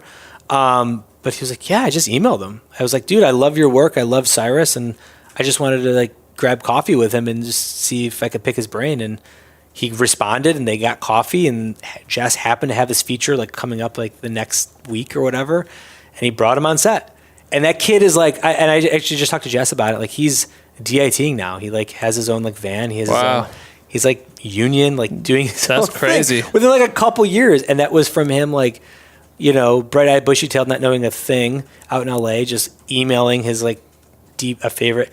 I mean, he probably emailed a lot of DPs. Yeah, his Hail Mary is just hell yeah, who knows? But like knowing him, I think he genuinely did like Jazz's work. Yeah, and it showed. Like, he freaking like he was an incredible assistant. So yeah, like I think it's a lot easier than you think. We're busy. Everyone's busy. You know, ASC DPs are really busy, but they will respond. Yeah. I mean, there's an opportunity there. Right. I feel like a lot of people always struggle with the concept or feel like they're entitled to getting paid right away or something like that. And I know a lot of the times it's just like, man, sometimes. No. I didn't get any money for a long time when I moved out here, and that wasn't like priority. I did a favor yesterday for a friend. I didn't get paid. Right. Still doing it. I was bored. Yeah. I had things I had things I had to do, but I had a free afternoon or evening, and I you know, you have this aperture light up here. I for the first time ever, finally, I have aperture lights, and I've used them for aperture. I did some of their videos for them, like I did some educational videos, but for my own work, I haven't used their lights yet.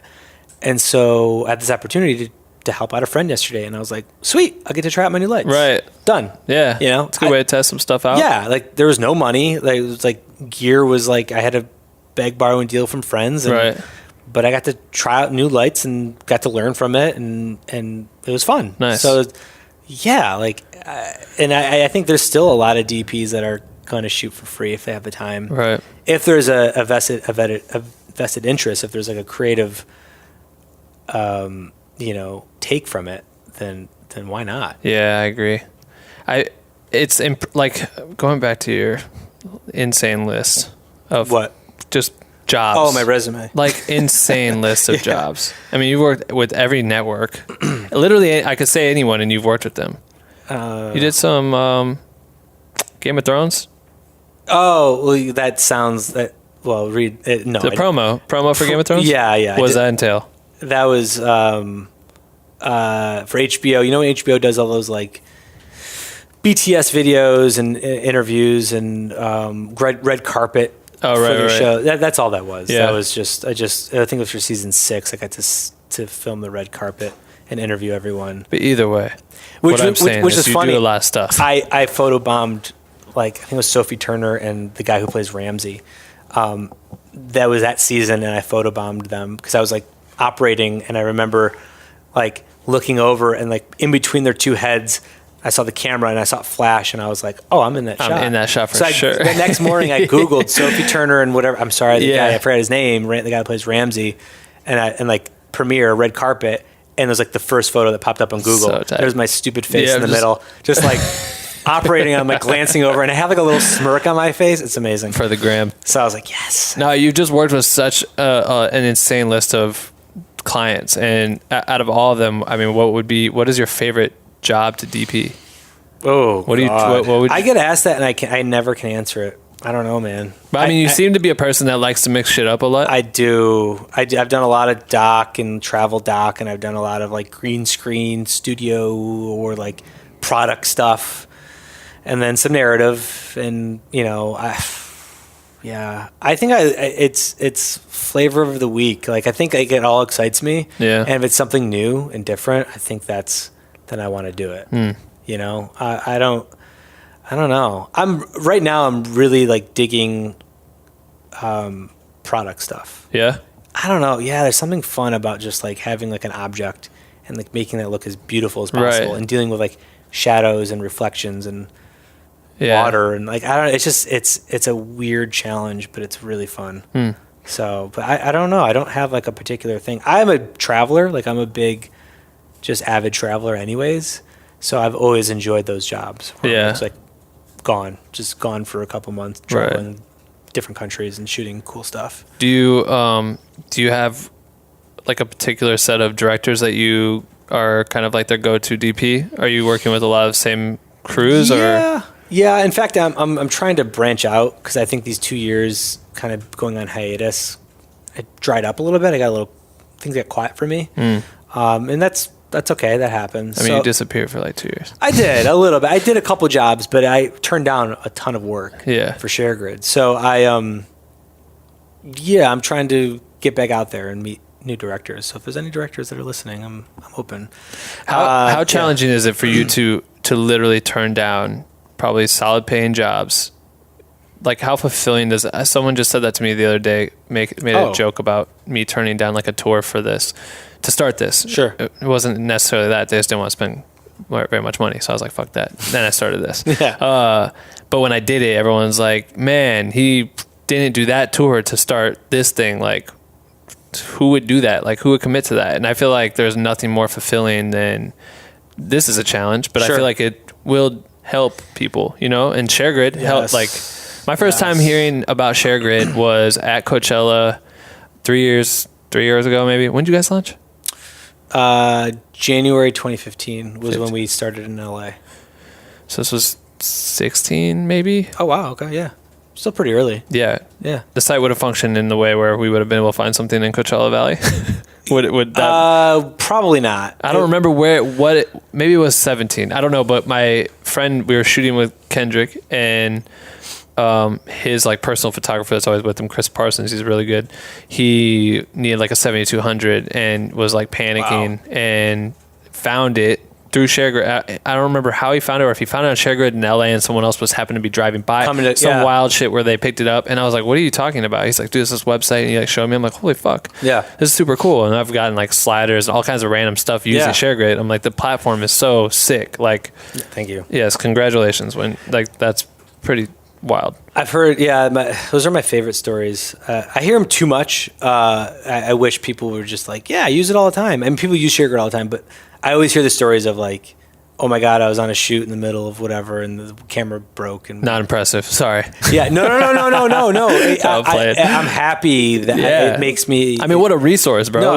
That's incredible. It's why we did it. It's why I did it. Yeah, I'm interested in hearing this. Sure. Like I mean, I wanted to help people. Like that was like the number one goal because it was me. Like I saw the need. I needed ShareGrid. That's why we made it. Like I needed it like yesterday. So yeah. So when I hear these stories of like, oh my God, ShareGrid saved my life. It's like, that's why I do it. Like I go to sleep. Feel good. I go to sleep with a smile on my face. Yeah. So is it the Boardhead Bros that started this? No, not them. I told them about it. They thought I was crazy, but no. How did this all go? I mean, how did it start? So it's obviously you need gear every time you shoot. So there's two sides. Not that they're opposing stories. There's two sides to the story. My point of view, POV, is what I'll tell. I was shooting a documentary in San Francisco about the sharing economy. This was September 2013. And it was back then, like the sharing economy was still kind of evolving, and Uber and Lyft had like just kind of made a splash and were still being, like kind of tested. Yeah. And Airbnb was a thing. Airbnb was actually kind of already big by then. But it was a movement that I didn't even recognize. I didn't realize that there was this new movement called the sharing economy, which is, a transfer or sharing of goods or services or resources from peer to peer or vendor to vendor. I didn't know that's what it was called. That's cool. Online. Yeah, sharing economy makes sense. I just never heard the term. Officially or unofficially, I mean, I'm sure it has a Wikipedia page. Right. It's like, it's what it's called. It's like Airbnb, Lyft, Uber, everything that you see, all these apps. But I think you could even say it's like maybe DoorDash. I don't know. Maybe not. Maybe it's got to be peer to peer. But anyways, it was a movement that was here to stay. And it was in 2013. I was in San Francisco shooting this very small documentary with this German director. It was a German documentary because in Germany and Europe, just like everything, they're like always 5 years ahead of us. Yeah. So it had already happened. Like they had already had like every industry, fashion, everything had already kind of started doing this. And so they were like exploring that, and they came to SF, which is, I think one of the capitals of, it is the capital of technology. Right. And for sharing economy, it was like everything was there.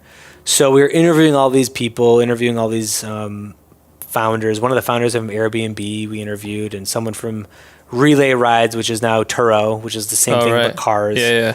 Back then it was Relay Rides. And one of the interviews, I was like operating the camera and we were interviewing someone, and that's when it was like, the idea went off. I was like, oh yeah, this is something that can be done in the film industry. Because at the time, what would be your typical route of getting gear?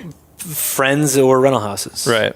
And I knew that like I had a lot of friends who had a lot of gear, and I had some gear too at the time. I owned some gear, and no one makes their investment back. Like very few people do. As far as a rental house?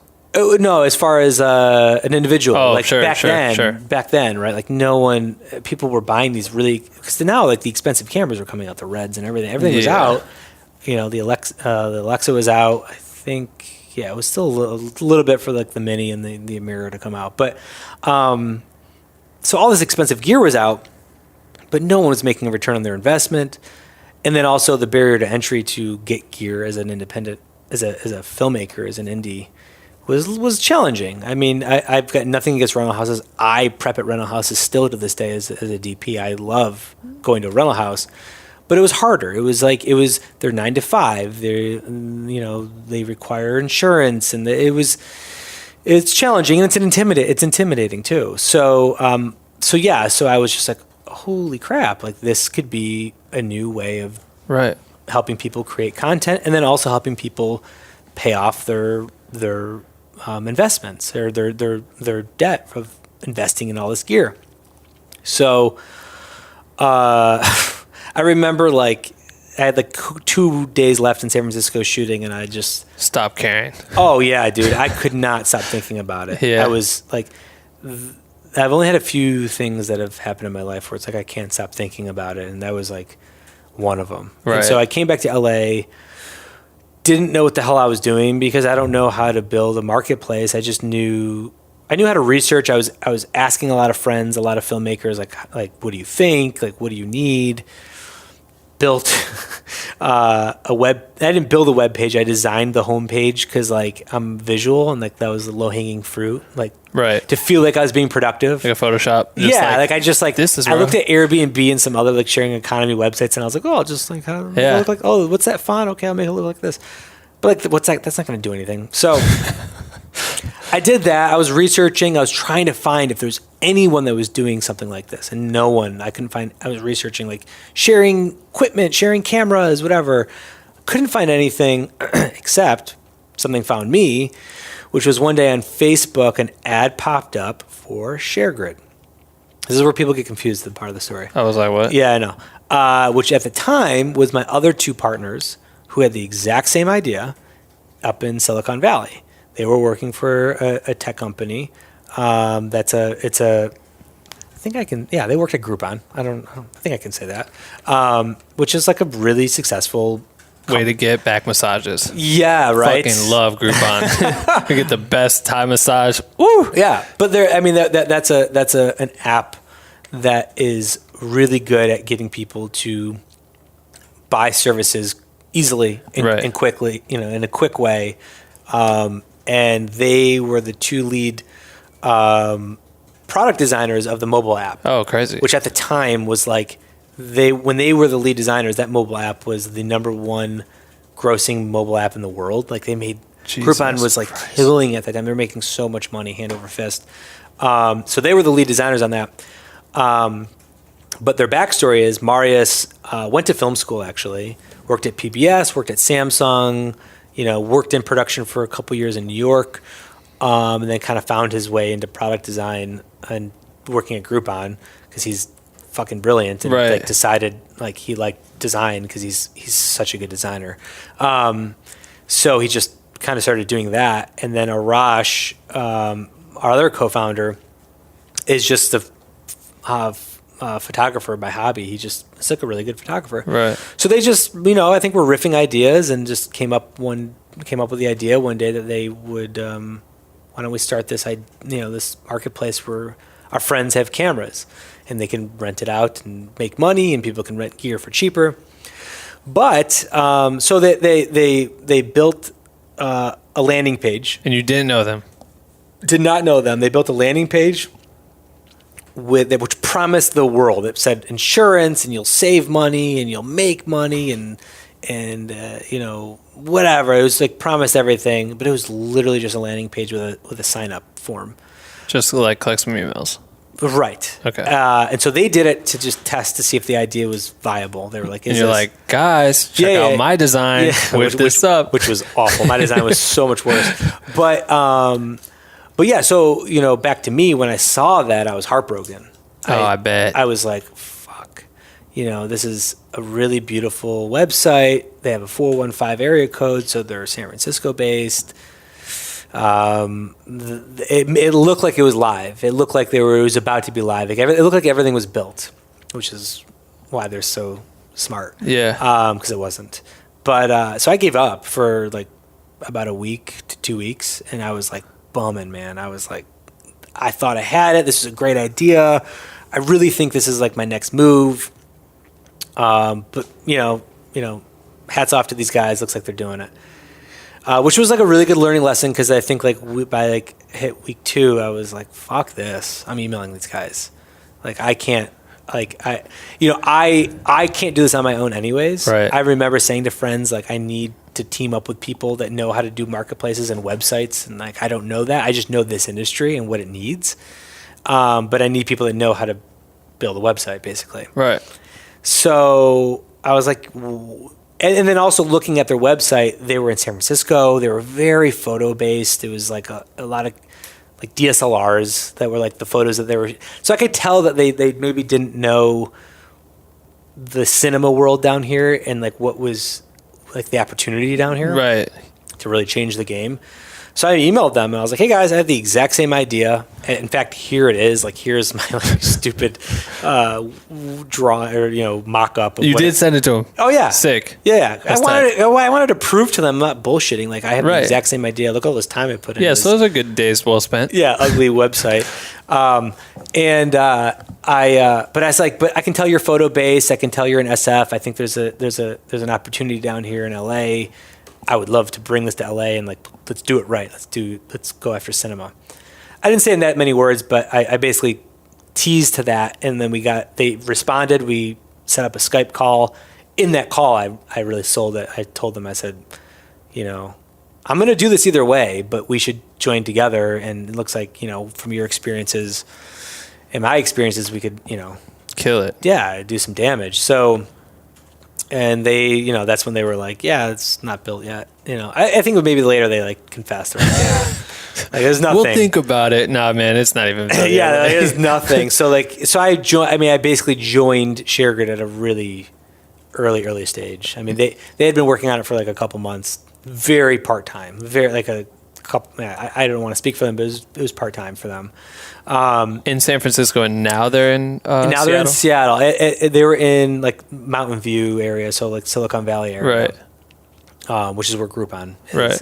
But Arash had been planning to move back to Seattle, and Seattle has like a pretty kick-ass startup culture.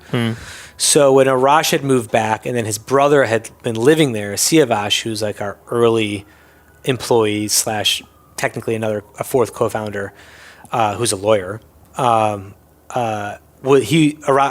was already there. Arash was moving back to Seattle because their family's there. It kind of things were in motion that like, all right, it sounds like we might do this there. I advocated hard for LA, but I lost that battle. So because then Marius wanted to move to Seattle, and then they all moved up to Seattle, and that's where the office that's where it started. So did you move to Seattle? No, there was early talks about me, and at one point I kind of thought maybe I would, but it didn't do me any good, and it definitely wouldn't do ShareGrid any good. Like someone needed to be here. Yeah, we needed boots on the ground in LA, right, to just do things like this. Yeah, sure. Take meetings, run events, just be on set every day. Being active in the community. Working at a desk is not for me, and it's not the best use of my skills and time. Right. So being in Seattle, though it would have been nice for meetings and like productivity in some ways, I think it would have done us more disservice. Sure. So yeah, so I stayed down here, and I'm happy I did. That's crazy. What a random. Yeah, I mean, it was a good learning lesson. It was I was willing to give up. I was ready to give up, but my instincts were like, nope. Yeah, chase the obsession. Yeah, you got to do this, man. So I'm so happy I emailed them, because then I don't know if I would have done it. Like I would have maybe tried, maybe reached out and found people, but I don't know. No one as smart as them. I mean, so then were they the ones that kind of played the role of the actual literal construction of the way the system works? I mean, it was all hands on deck. Like I gave a lot of feedback. Yeah. Like that doesn't make sense. Like that's not how it works in this industry. Like, like there were some things that like there was definitely a learning curve of like how rentals work in the industry, and what protocol is, and what things we can kind of make our own rules. Like, cause we adapted some of our own stuff. Yeah. But yeah, there was definitely some things that this flow doesn't feel right coming from me. But yeah, as far as the design and like the flow, like I actually remember us sitting in we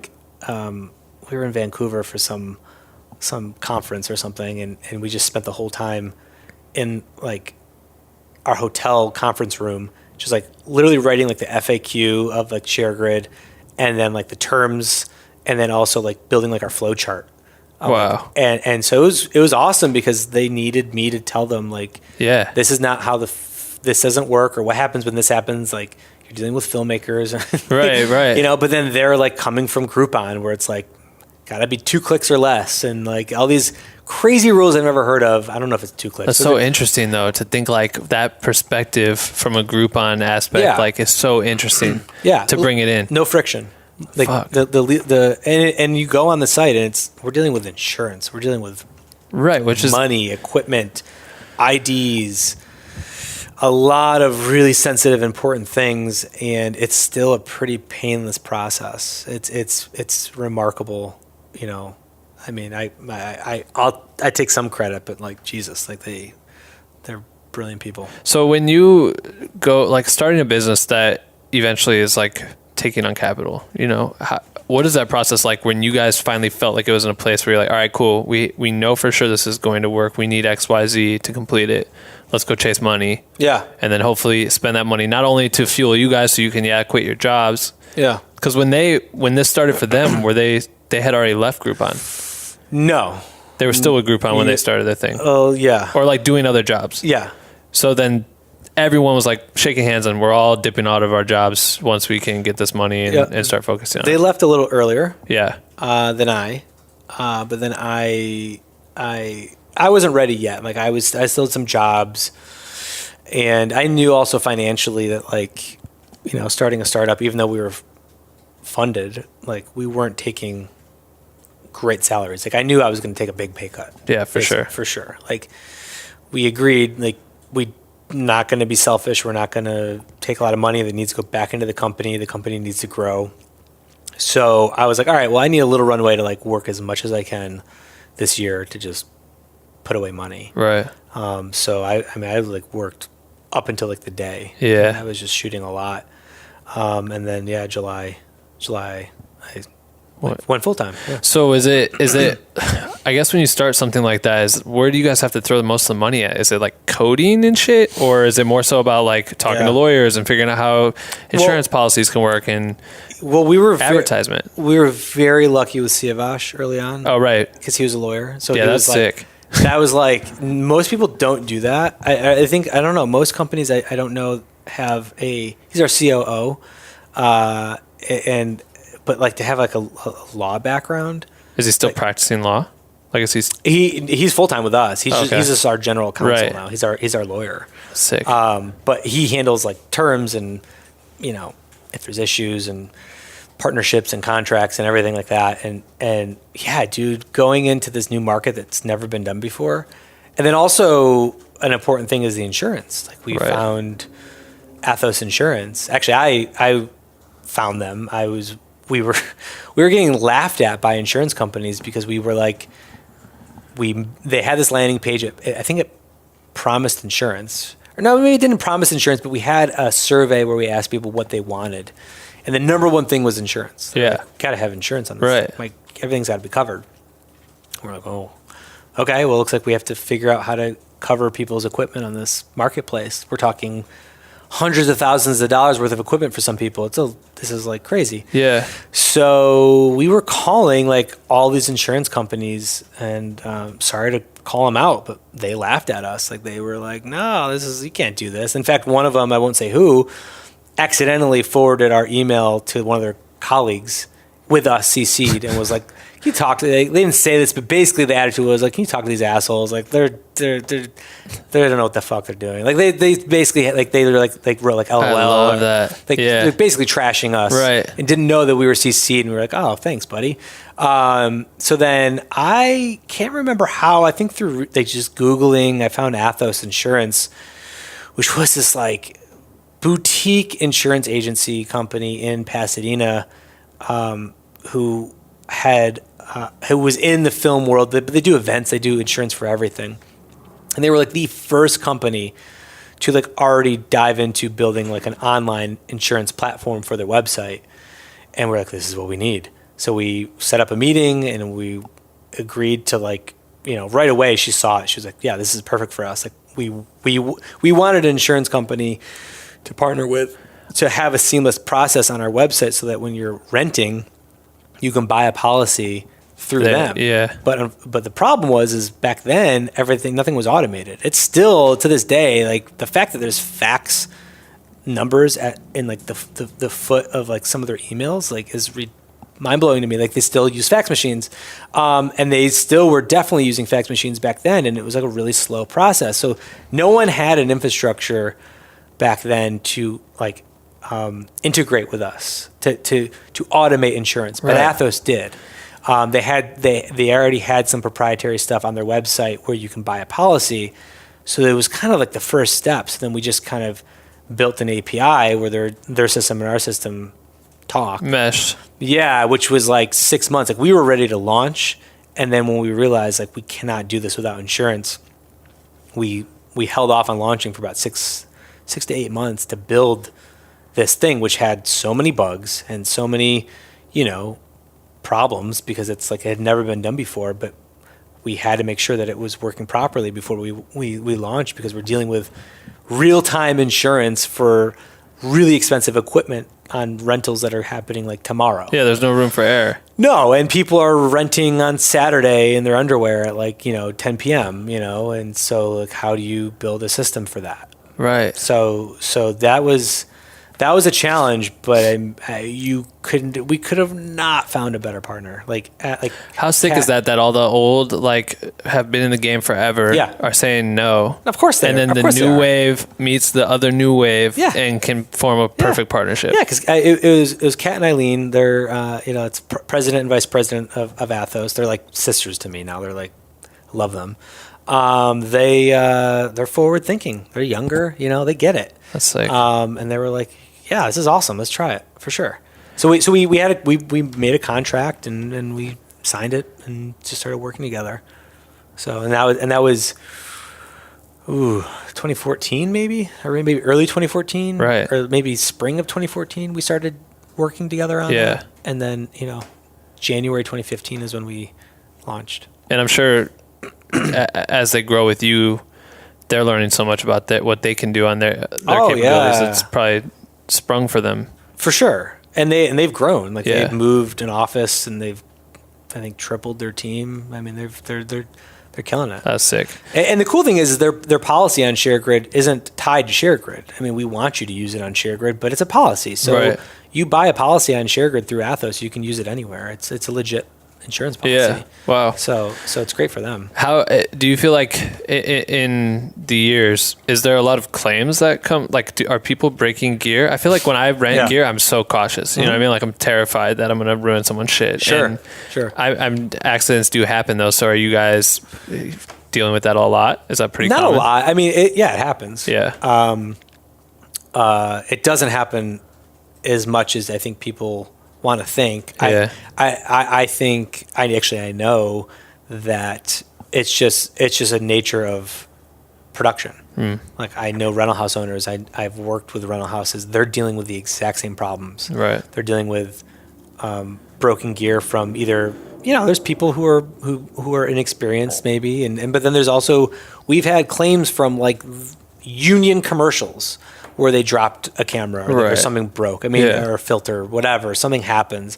It doesn't matter. In fact, we actually ran numbers a year or two ago, thinking that like maybe our student films were causing the majority of our claims, and it was the opposite. Wow. Like students are actually really good. I'm not saying all of them. Right. There's been claims from students for sure, but it's not the case. Like a lot of professionals have problems. So yeah, I think it's just we've adopted a trait of the industry, which is shit happens on set, things break, and we have thousands of rentals a week now, and so things get busy when there's claims, but that's just we have more rentals than a rental house, right? So we're dealing with more claims than a rental house. So how is that? Has it been interesting being a person that utilizes rental houses often, and then this being a pseudo competitor? Is it like a weird? No, because we for the longest time I've said we're not a competitor. We were never going after rental houses. Like maybe we've taken some of their jobs, but my goal was to never put them out of business, or we wanted to help them. We want to work with them because they bring a level of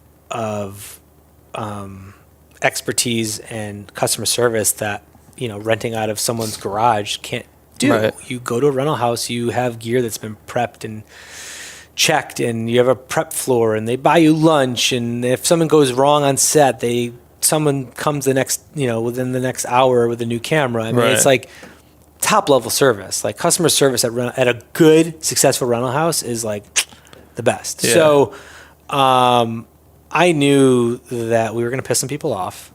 But that's because we're just the new kid on the block trying Right. to change things up. Yeah. But my goal was, and our goal was never to just push them aside. Like Uber, I think was a little different because I think Uber came in because like the taxi cab thing was just like a broken system, a really old system that just wasn't enjoyable and it wasn't convenient. Yeah. And rental houses, I think we can be more convenient than rental houses. They have things that are wonderful that we want our users to experience. So for the first couple of years, we had a couple rental houses that dipped their toes in and used ShareGrid, but now we've got over 90. Damn. And not just camera, there's audio and lighting and grip and you name it. Yeah. Rental houses that use us because we also provide a marketing tool for them. Like we market them. We are a way to market and bring in new clients. And at the same time, they bring a level of service that we want people to have. Right. So, but yeah, as a DP, I have some rental houses that I went to regularly, and the owners there would give me shit when I'd come in, and it was all in fun. You know? I mean, they knew what I was doing, and I told them too. I said early on, it's going to be indie filmmakers, and it might not be your market anyways. So we weren't taking much of their work. I mean, now we're getting big jobs. But now the rental houses are on ShareGrid, and they get to get those big jobs, but it's a little easier for them now because of what we have in place. So that's really cool. But yeah, it was a little challenging.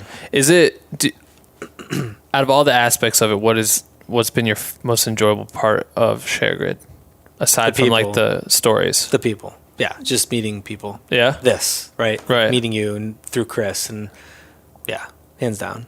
Like I had a really good network as a DP before this that I was very fortunate to like work with, but dude, like just meeting, oh my God, I've met some just, first off, insanely talented people, but just like some like hopefully lifelong friends, like people that I just have over for dinner, and like I have, parties at my house, and like they're my good friends now. They come over. I met them through ShareGrid. That's crazy. And I hear that across the board. Users all the time like have collaborators that they work with all the time because they met through ShareGrid. Or someone reached out to them through ShareGrid because they saw their reel and they wanted to work with them. It's a buddy down the street that they never knew lived down the street, but then they rented a lens from them, and now they're best friends. I hear it all the time, and it's like, man, that's the best. It's the best. Super cool feeling. But so for me as founder, or co-founder, just meeting them, like for better or for worse, if they have an issue or they're happy, just like being there with them and walking them through it, and then meeting them at an event or helping them out on a shoot or whatever. That's the best. Two questions. One, as an internal team, how do you guys manage your workflow? Like we're always testing shit out over here, trying to figure out how to use different applications that could kind of sort it. What's like your favorite part about the way you guys communicate, or how do you guys go about communicating to kind of keep everything in order and not lose track? Yeah, we have Slack. Yeah. Which everyone and their mother uses Slack now. We've had Slack for a while. That has been pretty essential. Having all those, we have 1 million channels for everything. Right. But there's a lot of integrations with Slack, so you can have, we use Intercom for customer service. Okay. We use Zendesk for claims, and all those are integrated, and Campaign Monitor for emails. Yeah. There's so many third-party websites, BlockScore for ID checks, and they all integrate with Slack, and we communicate through all of that. Right. Okay. Cool. But yeah, there's a lot of services out there to help keep things going. Right. Yeah. So I'm just learning more and more about them, Dude, like Trello and shit, and I'm obsessed with Trello right now. Yeah. I don't know if there's other things Slack, honestly, I hadn't used I know a lot of people have suggested it. That is great, and I didn't know. It's awesome. If you have a team, I mean, a lot of productions are starting to use it. It should be on every production. It's like, I don't know why. Makes too much sense, dude. Yeah, it's crucial. It's essential to have. But I'm seeing more production companies are using Slack, and that company's worth billions. They've raised so much money, and they're just still using it. Yeah, they're amazing. Yeah. So yeah, but Slack is like, I can't live. It was Slack, Intercom, and then we had Basecamp. Then we switched to Asana, and now we're doing Notion. Those were like the bigger picture, like to-dos. Like if you had to-dos or like goals for the week or the month, right? That's what the tasks, right? That's what those Basecamp, Asana, and Notion. Those are 3 different companies. That's what those were for. Right. We've gone through all 3 of them. Cool. But Slack was like more day to day, and Intercom is customer service. Yeah. Second question, both completely random. How does ShareGrid make money? Because to me, I guess I never even paid attention because it'd be for productions and shit. So I'd be like, oh, we need this lens or this and that, and that's how it would get rented. But I'm assuming you guys take like a service fee. We do. We take from the owner of the gear. We take 15%. Got it. 1.5. And then we take a small 5% fee from the renter.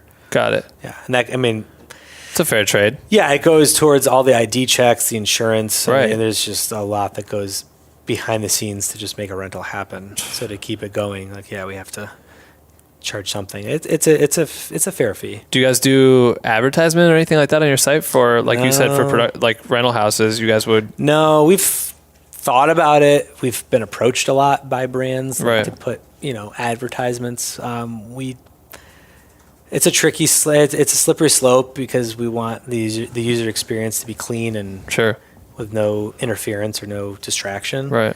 And that's also just, Marius and Arash, especially Marius, he's so good at design and the flow and the look. I think it's like we don't want to kill that, but yeah, I mean, maybe at some point we'll do advertising. You guys aren't app based, are you?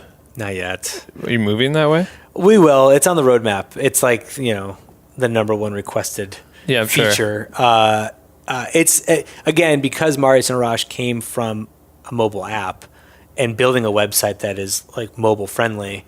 ShareGrid, like if you on your iPhone, you can like save a URL as like an icon on your. Yeah. If you do that and you open it, it's like you're like in an app. Right. It's like you open ShareGrid on your phone. It almost feels like an app. It's yeah. like, it's pretty badass. So like we need an app, absolutely. But we've been able to like wait this long and build out other things because the website is so well optimized. Right. For kill that for and then, mobile. Right. Yeah. But it's on it's absolutely something that we crowd pleaser. Do. Yeah, we have to. Shit, this was really good.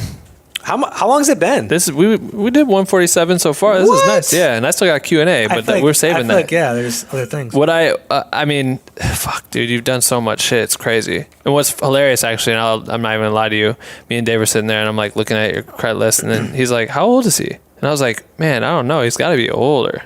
He's gotta be older." And then I looked you up, and I'm like, "You're like 3. Are you 34? 33. 33? I'll be 34 in June. Yeah, you're 3 years older than me, dude. I was like, he's got to be like 50. But you know what though? It's like I look at people and they're leaps and bounds beyond me, like my age and younger. Yeah, man. And like I know, dude, there's like the talent out there it's nuts. It's scary. There's DPs that are 25, 26, and they got agents and they're just killing it. Yeah. And directors. And so yeah, thank you, but it's like it's all relative. It's right. like, there's so much talent. All your work on your Instagram, is that your photography? Are these stills from shoots? So if you scroll way back, it's like, if you go really far back, it's just my iPhone, like whatever I find. Right. And then I got to a point where it was just like photography or like travel photography. And now I'm doing like that plus like stills from projects. Right. That's kind of becoming like a little portfolio place for me. I'm trying to up I'm so late to it, but I'm trying to up my Instagram game. Right. I'm really late to it. Your shit looks fire though. I'm just like, all right, this is clean. Thanks, man. What would you say before? So have you heard of Patreon? Speaking of like interesting apps that help a lot of people, have you heard of this service? So it's we just like, you're the second test of me doing this basically, but Okay. so we have this Patreon page, and basically Patreon set up, the guy that started, it's like a YouTuber who made music, or he was a musician that used YouTube to distribute his music and was sick of ads playing in his shit, and they started taking all the ad money. So he built his own platform where his fans could subscribe to him and contribute monthly, basically, or per video. Just to chip in like $1 here a month from this person because I really want to see this person keep making their art. So he built a platform for like artists basically to share their work and be funded by their community or their fans or whatever you want to call it. So we dove into it just as a way to like help fund Black Window Cream. And so then we use that as a way to be like, oh, cool. If you come here, you could have like exclusive, whatever it may be, like for the podcast comes out a week early to them for contributing and stuff. So now we're trying something where we do, like I'll do a Q&A with you where I can let them ask questions, but that'll just be for Patreon, which we've never done before. We just let Patreon people ask, but now we're like doing it on there. So basically the podcast is going to end and then we go to Patreon. But I wanted to ask you before we get off, out of all the jobs you've done, what's one of the most memorable jobs that you've had for, it could be for any reason? Good question. You've traveled the world, you've shot like the most, like the biggest brands, you've worked on the craziest jobs. God, there's a lot. There's like, it's like a 5-way tie, but I did a job for Travel Channel for this show that actually didn't go anywhere, which sucks, but I traveled to like 10 countries for like 2 months. And I got to pick my crew. So I like hired 3 of like my really good friends.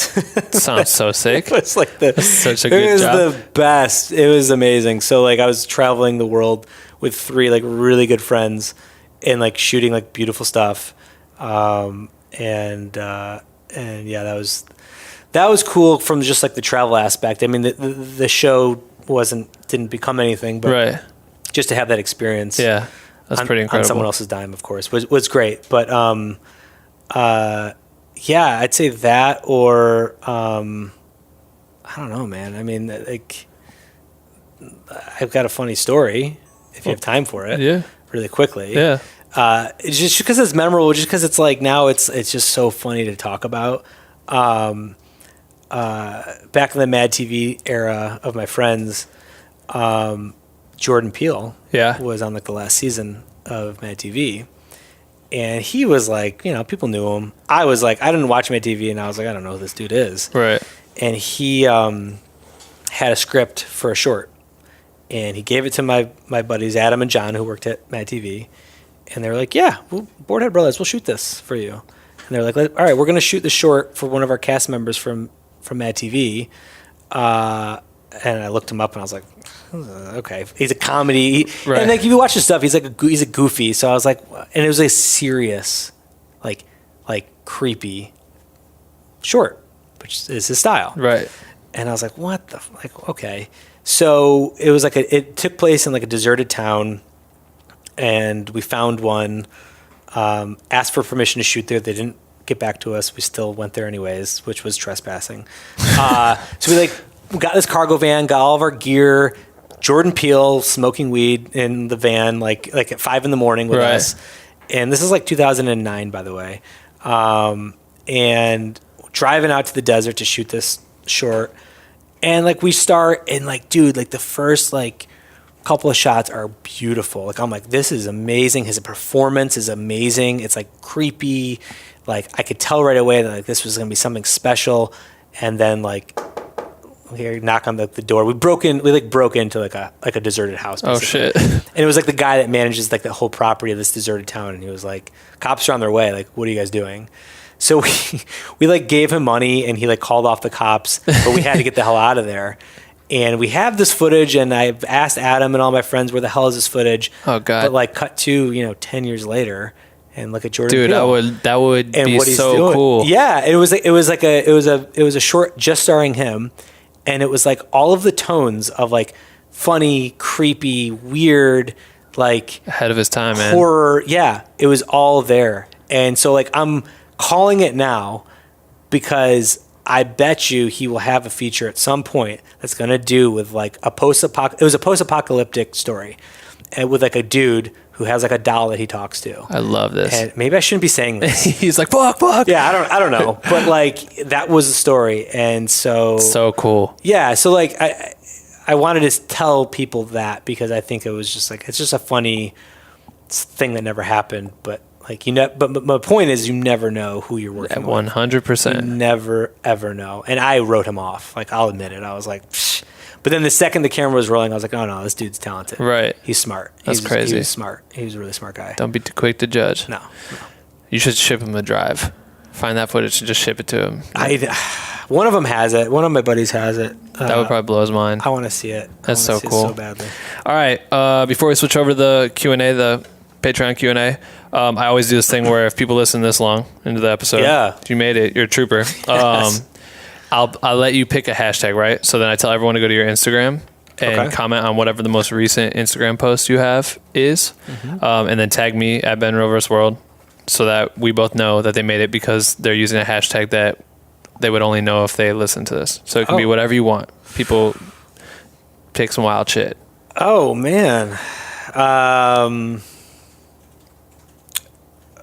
That's a tough one. I'm trying to think of something with your name in it. It doesn't have to include me. It could be whatever you want. But it's got to be unique. It's got to be its own thing. Okay.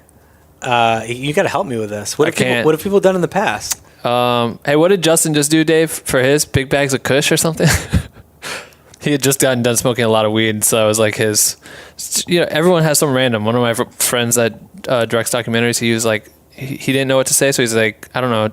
He said Trump. I don't know. I think that's his hashtag is Trump IDK. I don't know, which is probably actually a pretty popular hashtag. Everyone's like, it probably is Trump. I don't know. So it ranges, but I cannot help you. I cannot help you. You just come up with it. Oh man, dude, you put me on the spot. I'm always proud in these moments. Let's do hashtag Brent Mambo Italiano. Whoa. Is that good? That's great. Yeah? That's fucking solid. Cool. That's super solid. Yeah. All right, cool. Yeah, make sure to follow him. What's your Instagram handle? Brent Barbano. Oh, okay, cool. So or Barbano. Barbano, yeah. It still spells the same. So just do that and we'll know. And then what do you got coming up in the future that people can expect from you? Lots of ShareGrid. Lots of ShareGrid. We're doing some pretty cool stuff coming out. But I got commercial in Atlanta next month. And then a couple shorts over the summer. Nice. One short that I'm actually writing with a buddy of mine that I'm going to try to shoot this summer. And then that's it, I think, right now. Takes place in Syracuse? That would be the goal, man. That'd be sick. That'd be awesome. Yeah.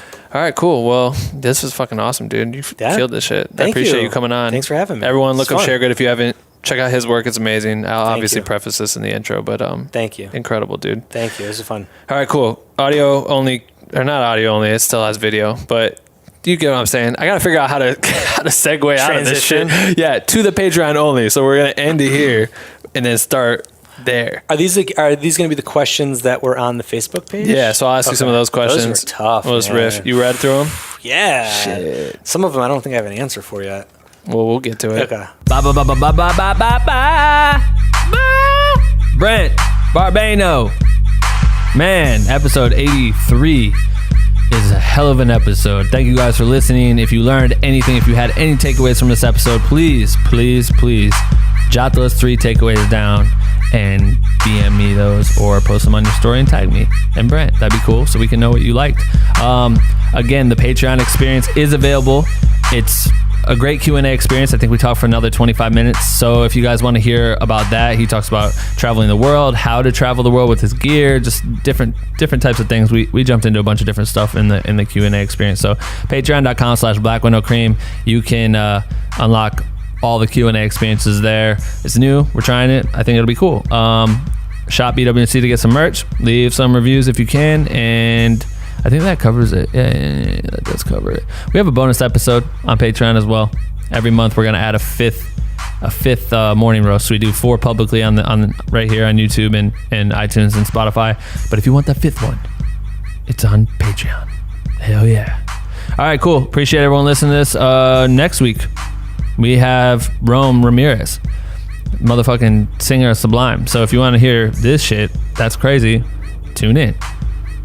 New episode every single Wednesday and Sunday. I love you. See you next week, you bitch.